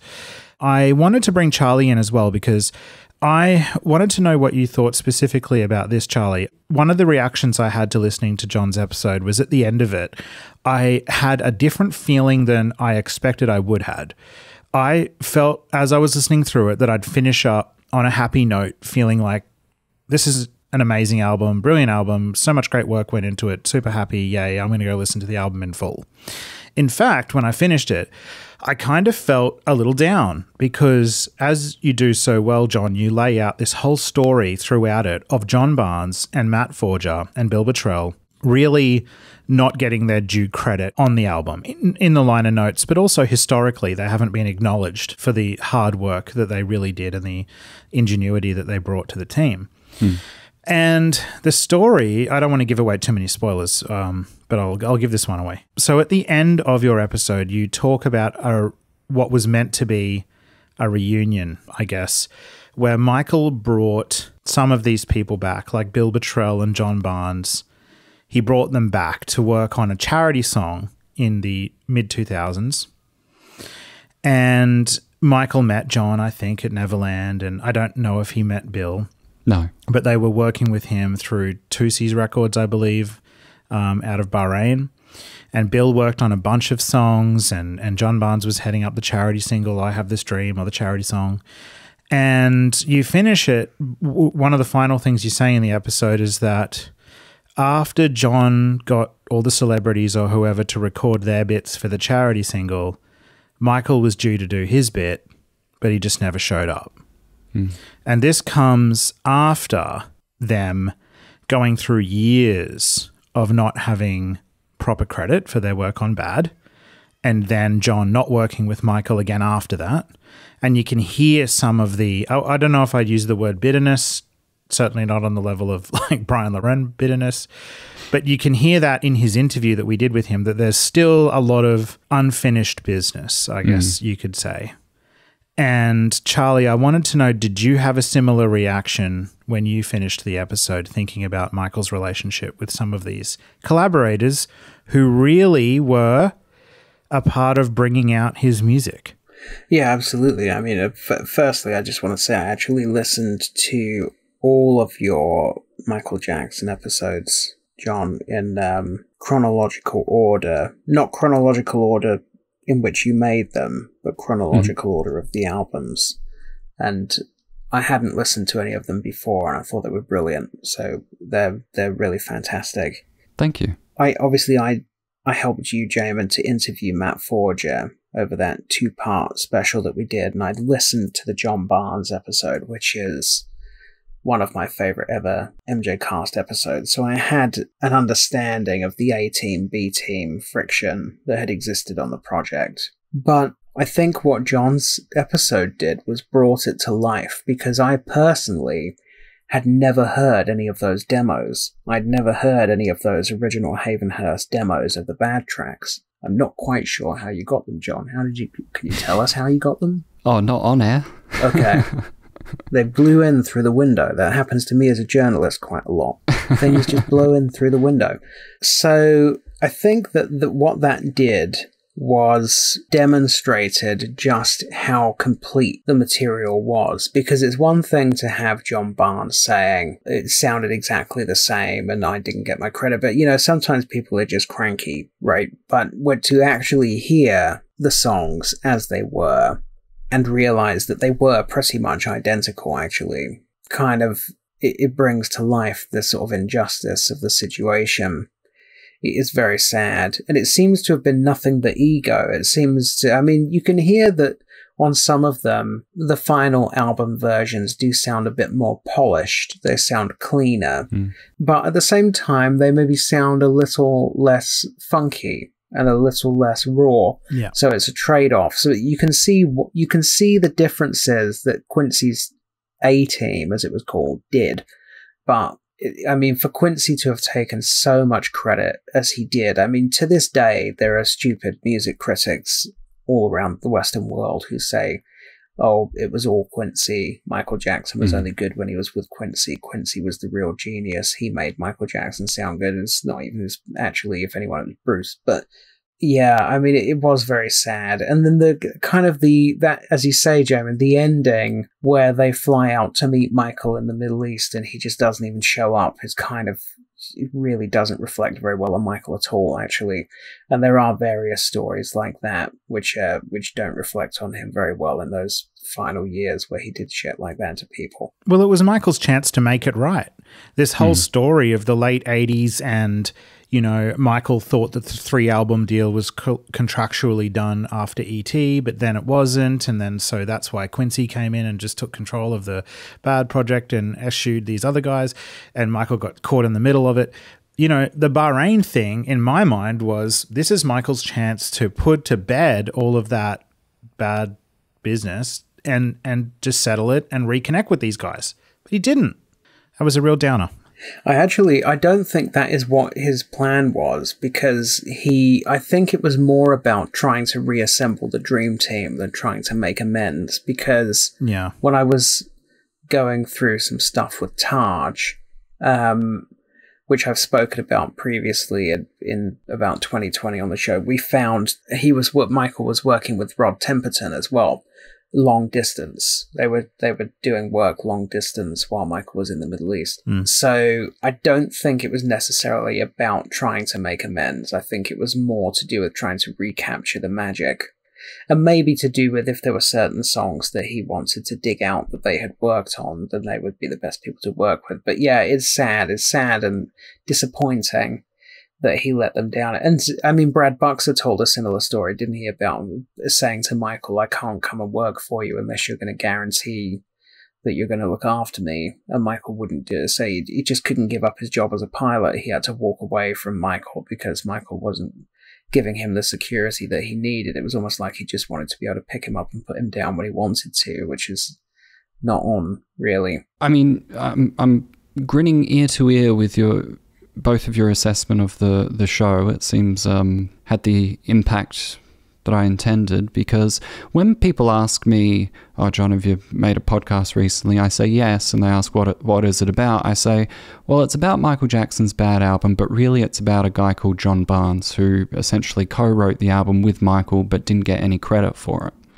And particularly about the ending, as you guys were talking about, I could have ended it by, talking about how successful the Bad album was and all that kind of thing. But really, for me, the episode was about what I regard as one of the biggest screw-overs in modern pop music history. John Barnes and his co-writing of We Are the World and big songs like Smooth Criminal and The Way You Make Me Feel and all of that, for his name not to be known, that's a huge injustice. And you can, like what you said, Jamon, about hearing the emotion in John Barnes's voice, it really hits you. It like you feel it. You feel the disappointment. It might not be obvious because he's a very, soft-spoken Southern African-American man. His voice doesn't really waver that much, but it's very subtle and you can hear that hurt and you can feel it. Yep. So there wasn't really any other way that I wanted to end the episode other than, God, what could have been? Absolutely. How amazing would that have been for Bill Bottrell, John Barnes, and Michael Jackson to record together again, given the sheer magic they created at Havenhurst. What could have been? Yeah, and I think you ended it in just a perfect way because it's a very human story, and it also, I feel, is the end of a longer chapter in Michael's career where Michael was working with Matt for longer than Bad, obviously. They worked together on Thriller as well. And so really it was the 80s. It was Michael working with Matt and John through the 80s. And then Michael went and found he kept working with Matt. But he essentially, when John and Michael stopped working together, Michael went and found a new guy. He went and found Brad Boxer to do a lot of that same kind of work that was going on. And so to me, it's the end of a very long chapter, not just of the Bad album. And I guess that's why you've titled the show to be the chronology, but it's the end of a whole chapter of Michael working with John. And it's mixed emotions, and you can hear the mixed emotions in John's voice. Like he catches himself when he's talking about Michael and he starts to get a little critical, as he should. He then catches himself and then reminds himself and us that, no, Michael was a genius and I was lucky to work with him.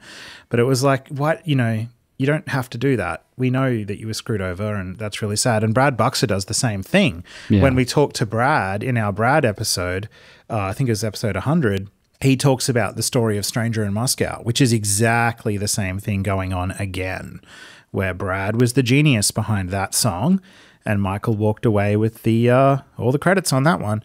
And Brad is very real in it about what happened, but then catches himself and again says, oh, no, Michael was amazing and he's a genius and I was lucky to work with him. And it's kind of that same story over again with a few people. I guess that's what was different about the Invincible era is as critical as we can be of those songs that Rodney Jerkins did with Michael. Rodney and his Darkchild team became the Teddy, became the Brad, and they didn't let it happen. You look at the credits on Invincible, they didn't let Michael walk away with those credits. Their names are all over them. But also times have changed in that regard as well. Like there's a meme you see every now and then where it has like Beyonce and the lyrics to Who Runs the World, and then next to it is a picture of Freddie Mercury with Bohemian Rhapsody, and it will say, there's 7 writers that were on Who Runs the World, and Freddie is the only writer on Bohemian Rhapsody. I mean, in reality, if those 2 songs were recorded together, Bohemian Rhapsody would be credited to every member of Queen because Freddie did not compose that song in its entirety. It was a band effort. Yeah. So there's a bit of that to it as well. But I think, it's interesting what you said about the episode kind of representing the end, because that was a hard balance for me in writing it, because as much as, yes, it was the end of John Barnes's relationship with Michael, I also, and I don't think I know I definitely didn't emphasize this enough, but it was also the moment Michael took control. He made the calls to Barnes and Forger and Bottrell. He made those initial decisions. It was just undermined by, I guess, contractual obligations. Okay, I've got to ask you, another thing that was in my head as I was listening was the debate about Streetwalker and Another Part of Me. And you laid that out so well around how they couldn't decide what song was going to be on the album, and Michael wanted one and Quincy wanted the other, and then they deferred over to Frank DeLeo or whatever. Yeah. And I got to ask you, do you think they made the right call? It's a good question. I don't know. I definitely enjoy Streetwalker more as a song. I don't really think it fits on the album though. I don't know. What do you reckon? I think, look, I prefer Streetwalker as a song myself to Another Part of Me. And because Another Part of Me was so integral to Captain EO, I'm kind of like, oh, that was a chance for a brand new song. And Streetwalker was so good. I really like it. But then again, I think it's justice for John that Another Part of Me is on the album. So yeah, I'm cool with that in the end. Okay, but Just Good Friends, though, like you're pretty critical of that song in the episode, and different people voices you bring in, like even Quincy is very critical of that song. And I also am very critical of that song. It's probably my least favorite Michael Jackson song. But Charlie, how did you go hearing that? Because I know you're a big Just Good Friends guy. Well, firstly, hearing you say it's the worst Michael Jackson song, full stop, is ludicrous because, Invincible exists, right? So, and every song on that album is worse than Just Good Friends.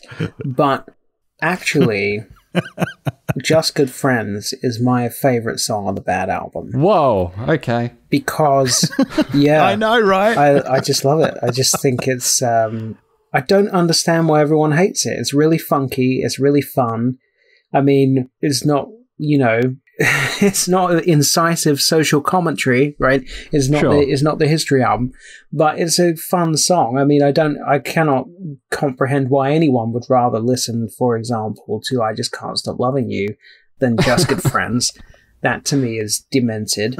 I've never been a huge fan of the Bad album, full stop, to be honest, because it sounds, in my opinion, apart from Invincible, it's the most dated sounding album of Michael's canon, solo canon, adult solo canon. I have more affection for it since hearing the John Barnes interview on the MJCast, and since John's episode, for example, because of the really interesting way in which it was put together, the way that they would go out and create new sounds and be striving for something that sounded different than everything else that everyone else was doing. However, I do still think it has that distinctly late 80s synth-heavy sound, which puts it very much in that period. I mean, Bad as a song, for example, I can't listen to. I just hate it.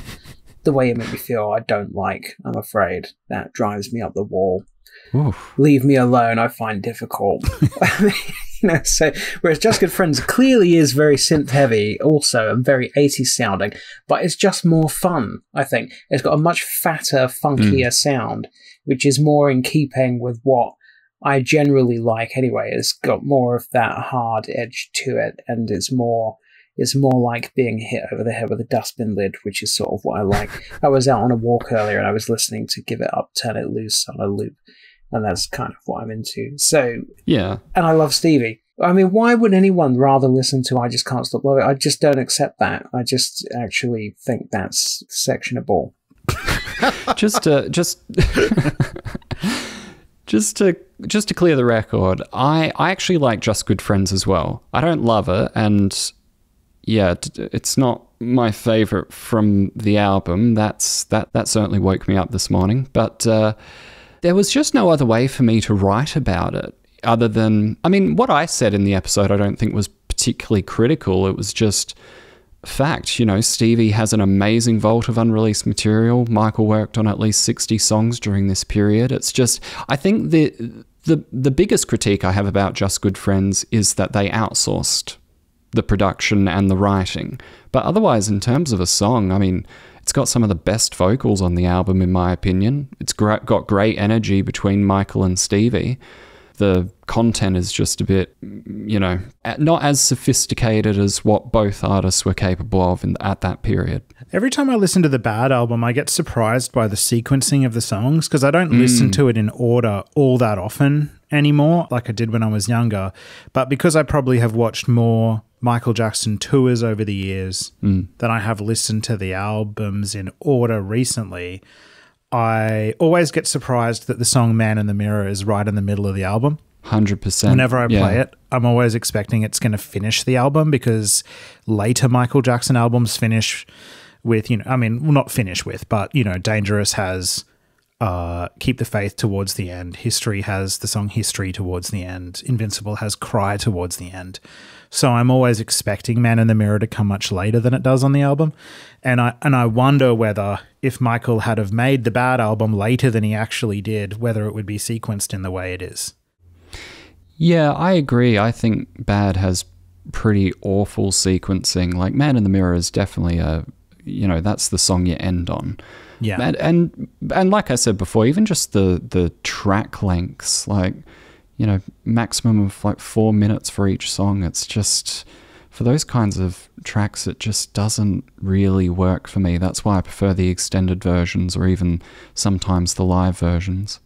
Well, there's that great album that came out. It's an official album, and it came out after Bad, and it's called The Bad Mixes. Yeah. And it's got a lot of the songs, but in much longer versions and alternate versions. I think that album has the Annie mix of Smooth Criminal, which has a real bass guitar instead of the synth bass mixed with the bass guitar. Yeah, I actually kind of prefer that version, to be honest. The longer versions they breathe a lot better. John, how do you feel when you hit release? So you work on these episodes for, sometimes, like you said, years at a time. When it comes time to click release and or publish or whatever, what goes through your mind? What do you do after that? Do you pour a nice cold beer and sit back and watch it all unfold online, or what do you do? Because of the time I release them, usually I just go to bed.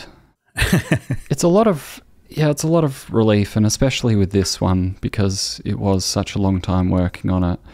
It's not that I'm a perfectionist or anything, because I don't really believe in that anyway, but I always end up hitting release with a bit of regret that, I should have done this, that, or whatever else, or I should have cleaned this up, But it's just, it's done. I'll be working on it forever if I don't hit release now. So fly, my children. It's pretty much it. And I guess sometimes the gestation and birthing process is a little bit more difficult than others. Absolutely. Absolutely. Yes.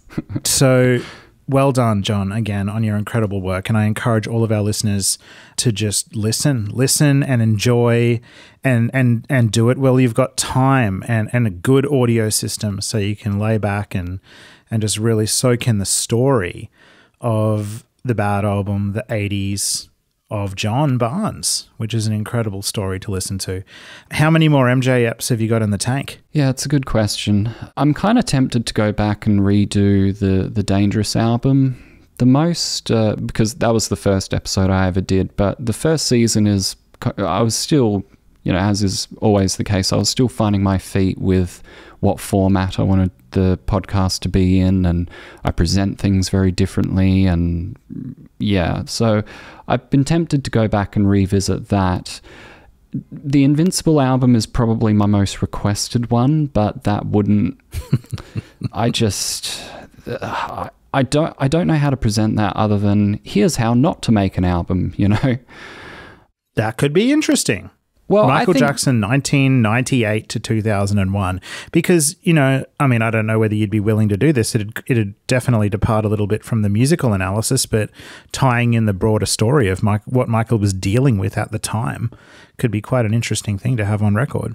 Yeah, and that's honestly, that's another reason I probably steer clear of that. I really just like to make it about the music. Like, certainly with the Dangerous and History episodes, you have to touch on his personal life to understand a lot of that stuff. But I think there are other podcasts that can better analyze that side of Michael's life, and I do prefer to leave it up to them and just focus on the music. Yeah. But otherwise, to be honest, I look forward to doing episodes on other artists for a while, because I've lived with this one for so long. Great. Well, amazing work again, and thank you for coming on the MJCast to talk about your latest episode. It's always wonderful to have you on. And it's always wonderful to be on. I like I said earlier, I very much appreciate the shout-outs you guys give and the amount of work you do, and a lot of what I've done wouldn't be achievable without the stuff that you guys do. So always appreciate it, and always love being a guest. No worries at all. John, where can people find you online if they want to connect with you? Well, I am on Twitter, Cameron_John. I also have a Facebook page that people can follow. I'm on Instagram if people really want to see my selfies. I do advertise the podcast a bit on there, but otherwise the podcast is on all good platforms. The better ones are certainly iTunes and Spotify, where you can leave a like and a review. That's always appreciated. Yeah, just Google me and I'll pop up. Fantastic. And Charlie Thomson, if listeners want to connect with you and maybe get kept up to date with things that are going on with legal cases, where can people find you?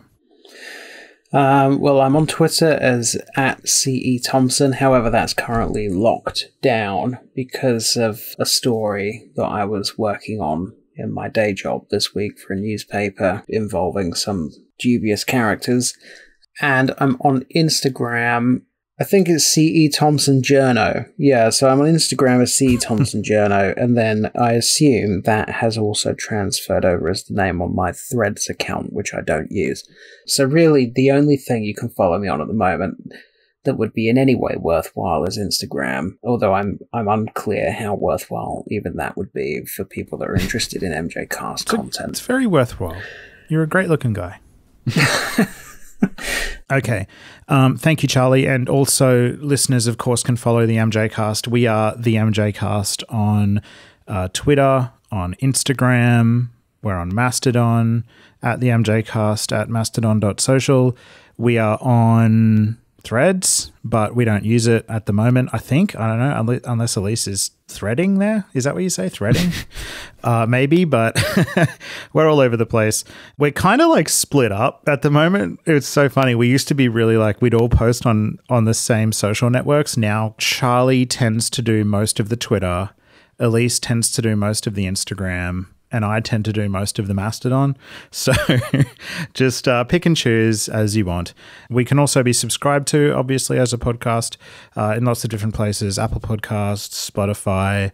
We are on YouTube as well, if you'd like to hear our episodes on there, though they come out quite late on YouTube because we like people to hear them as a podcast on podcast platforms first. If you would like to support us, there's lots of different ways you can do that.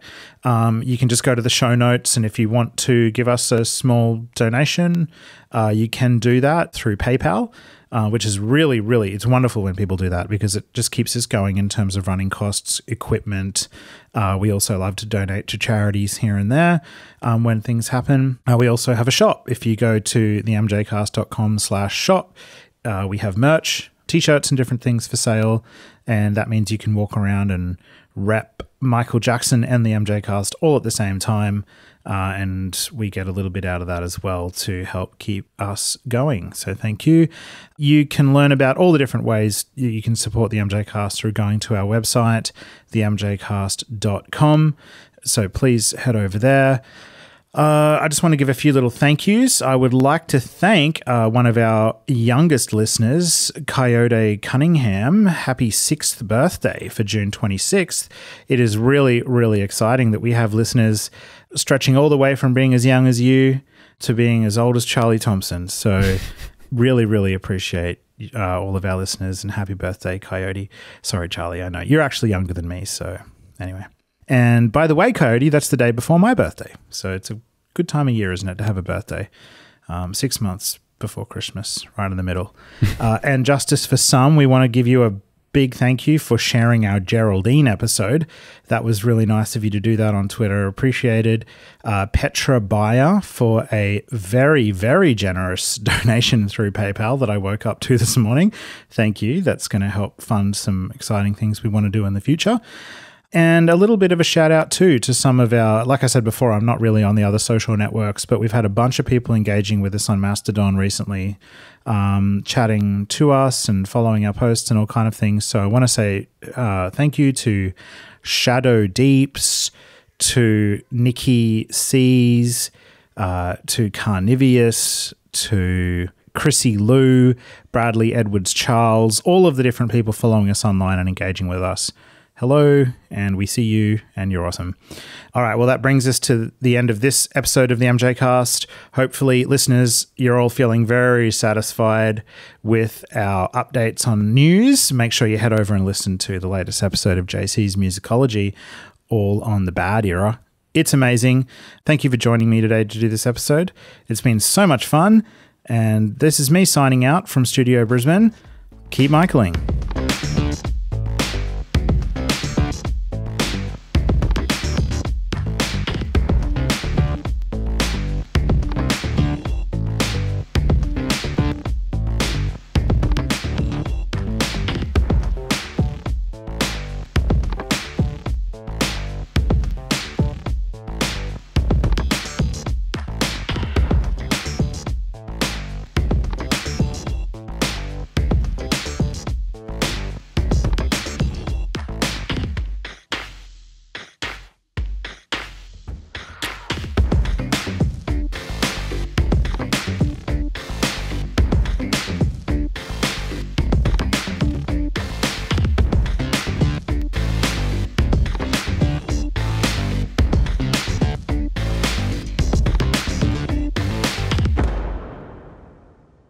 Charlie, well done again on the Geraldine episode.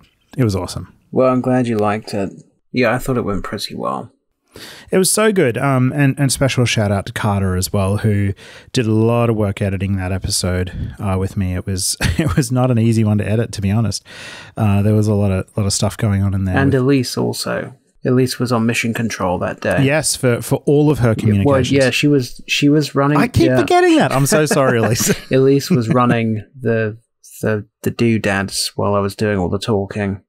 Yeah, that's right. And did a lot of the comms as well, back and forward with Geraldine actually setting it all up. That was not an easy episode to put together. Listeners probably don't realize this, but I mean, you mentioned it a little bit at the end of the episode when you sort of summarized it, why the recording had to finish so suddenly.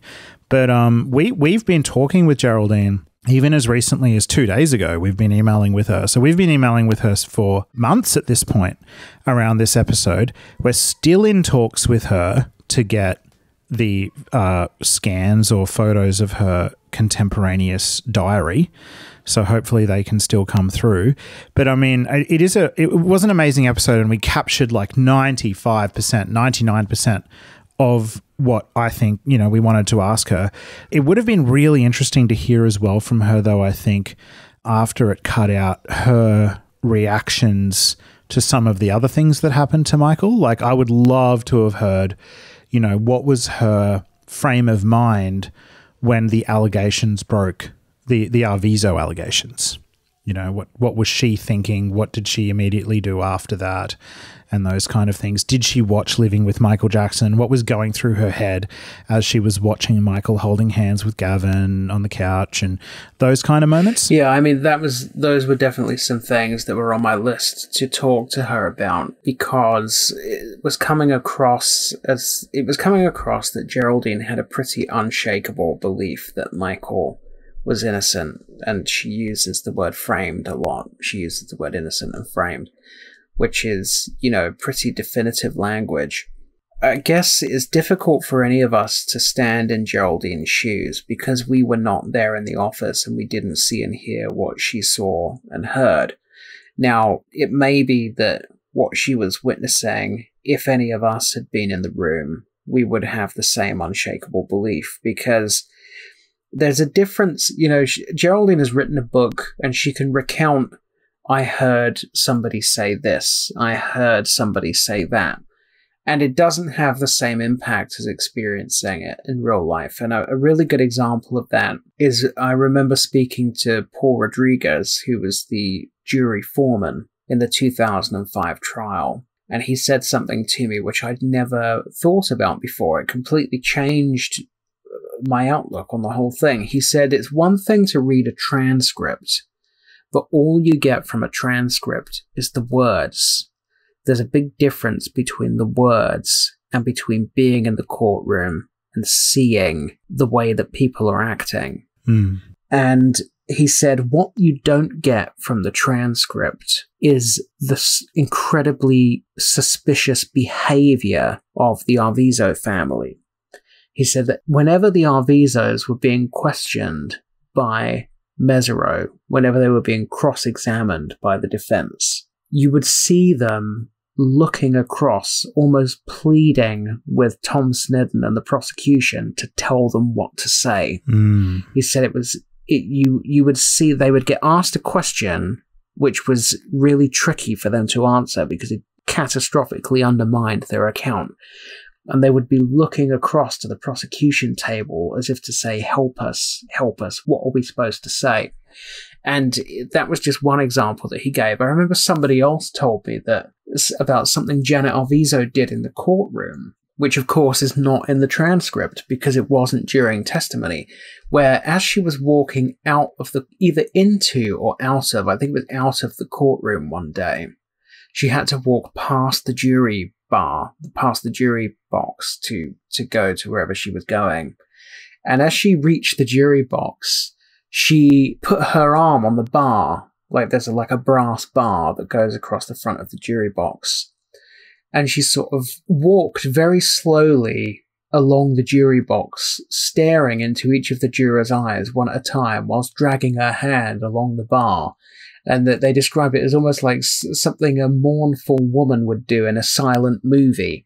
It was so ridiculous. Such a ridiculous piece of terrible acting, and that you don't get that from a transcript. Anyway, so I digress. So what I'm saying is Geraldine has a very unshakable belief in Michael Jackson's innocence, which to somebody like us, you can certainly, when you hear and read her account, you can certainly see how things were looking very suspicious. So ordinarily, if you are the person bringing an allegation, if you go to the police to report a crime and you are an innocent person who is the victim of a crime, you generally don't exclaim, "It's my ass that's on the line and I could be going to jail." That's generally not something that an innocent victim of a crime suddenly exclaims. So you can certainly see how things looked suspicious, but at the same time, it objectively speaking, it doesn't add up to proof of innocence. It's, certainly reasonable doubt. Yeah. But it's not proof of innocence. But Geraldine has this unshakable belief. So one thing that I definitely wanted to do with Geraldine was to question her about the Arvizo case, about the Bashir documentary, about the Wade and Jimmy case, and to interrogate her a bit about why it is that she remains so firm in her belief in Michael Jackson's innocence and that he was framed.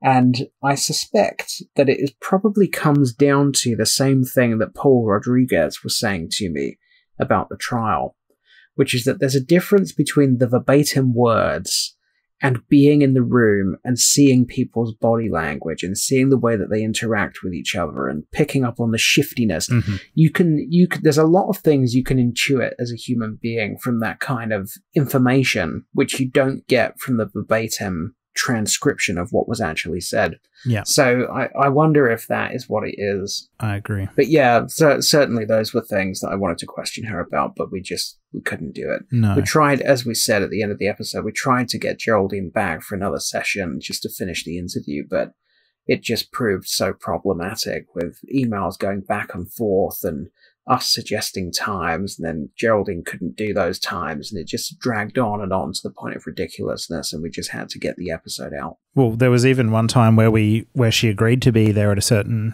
time, yes, and then we were waiting on the call and she didn't arrive. And so, she's a very busy person as well. So it looks like it's unlikely that the rest of that episode will be completed. But what we can do probably one day is if we ever do another episode where we're talking specifically about the allegations, maybe we could have her back as a panel member or something like that and ask her some of those questions. Another interview that we did similarly years ago, you may remember, is when we spoke to Aphrodite Jones, and we only got through about half of the questions we wanted to ask her because she had to leave suddenly as well. But who knows, maybe we'll hear from some of these people again in the future. Was I on that Aphrodite episode? Fairly sure you were. I don't Let's have a look. It, but I know I've interviewed her a couple of times. That would be my third time interviewing her if I was, but so I just don't remember it. It's all blended into each other. Yep. Episode 81, you interviewed her with Q and myself. Well, there you go. Yeah. So well done again, Charlie. I think you do a great job heading up our Vindication Day episodes. We've had some great ones over the years, whether it be Brett Barnes or Larry Nimmer or Aphrodite and Tom Mesereau and Scott Ross and all of these different people connected to the allegations. And hopefully we get more and more interesting people to speak to as well in the future. I like it in your recent ones how you've even, especially in the Brett one and the Aphrodite one, the Brett one and the Geraldine one, I've noticed how you are almost taking on the position of not doubting them. I know you believe what they're saying, but you're taking on that perspective of devil's advocate where you're putting to them, what if somebody said this to you? Or how do you square this out? Or how do you reason this perspective? Or what makes you so sure that you're correct? And asking them those questions like that really gives, and they know what you're doing. They know that you're not being disrespectful by doing that. It gives them an opportunity to really substantiate why they believe what they do, which is very valuable. Well, I think it's in keeping with the MJCast's approach generally, which is quite journalistic. I mean, people who've listened to the Joe Vogel episode or the Travis Payne episode, for example, will know that the MJCast is not afraid to take quite a journalistic position and ask people difficult questions, because we're people that are interested in getting to the truth. And I think there's very little value in having two people on a call going, isn't it terrible how Michael was innocent and everybody said he was guilty? There's no value in that at all. You want to interrogate the account and identify its strengths and weaknesses, because if Michael is innocent, then his salvation will be in the truth.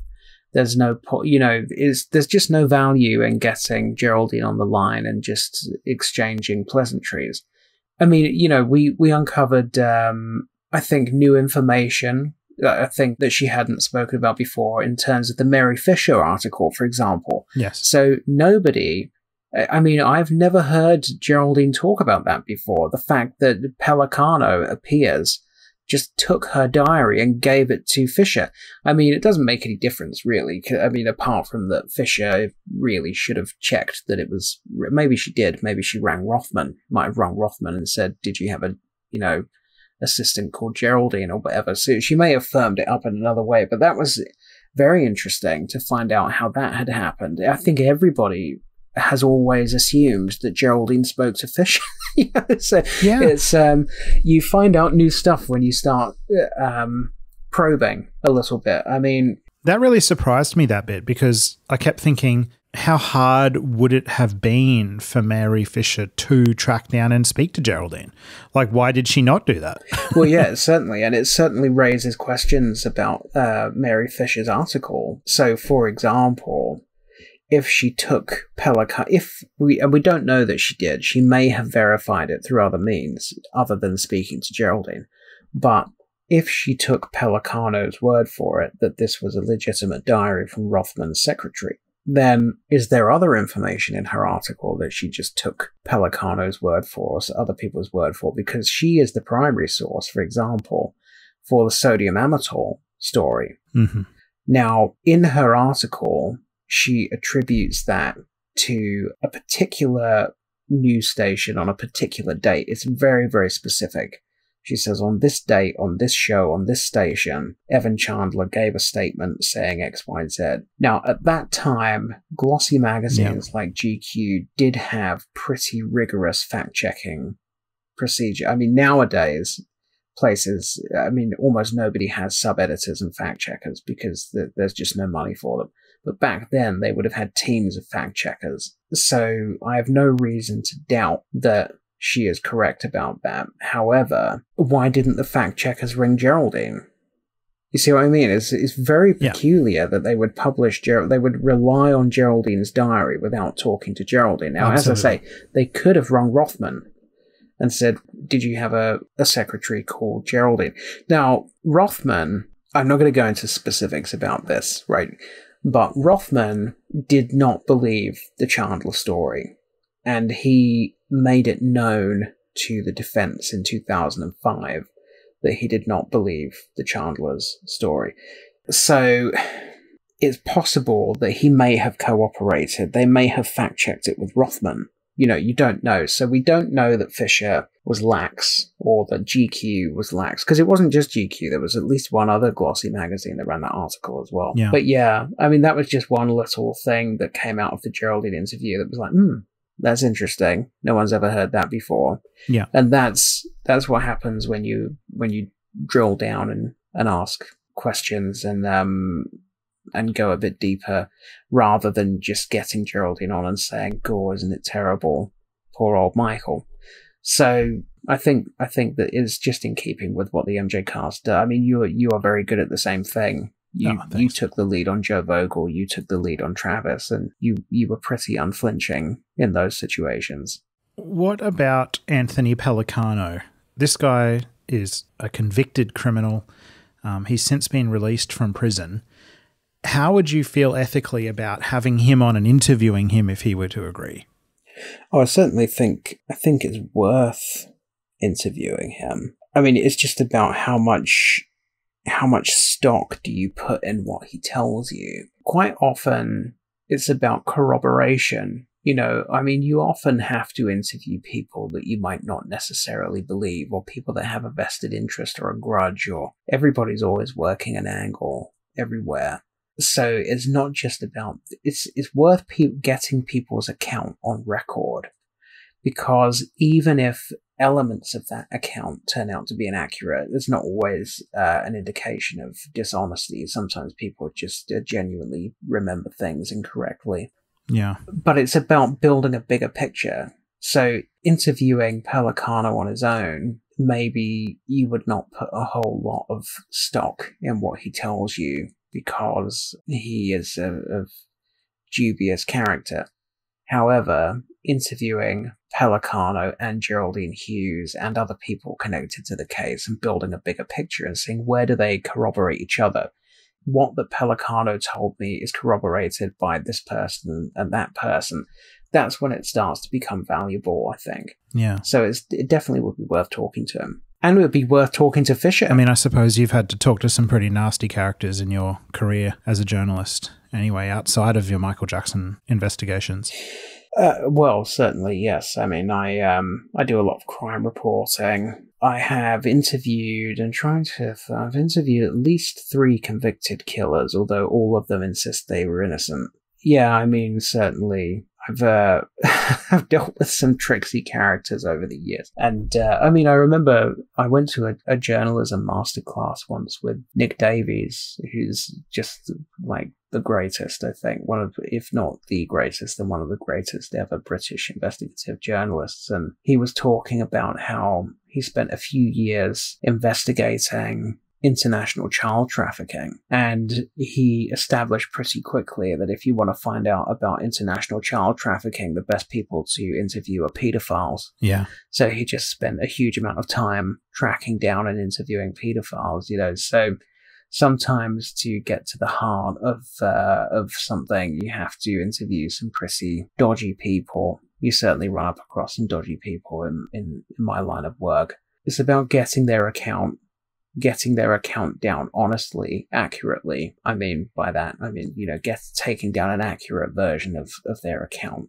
and then seeing what you can and can't stand up. And quite often people will come to us with a story, which is amazing. You know, the story that they're telling you is amazing. And you end up only being able to corroborate 50% of it, but that 50% is still amazing. You know, so yeah, so it definitely would be worth talking to Pellicano. Yeah, and that's something listeners probably don't know a little bit about the MJCast is we do have people approach us sometimes. I can think of a few people offhand over the last year that have approached us, or fans have tried to set up interviews with other people, and we've got to vet them. Sometimes we have conversations with them first and weigh all that up before we decide, is that story reliable enough to put forward? But anyway. Yeah. All right. I think it might be time for some lunch. Lunch? It's time for bed, where I am. All right. Well, sleep well. All right. Yeah, you too. It was good to speak to you. I'll speak to you soon.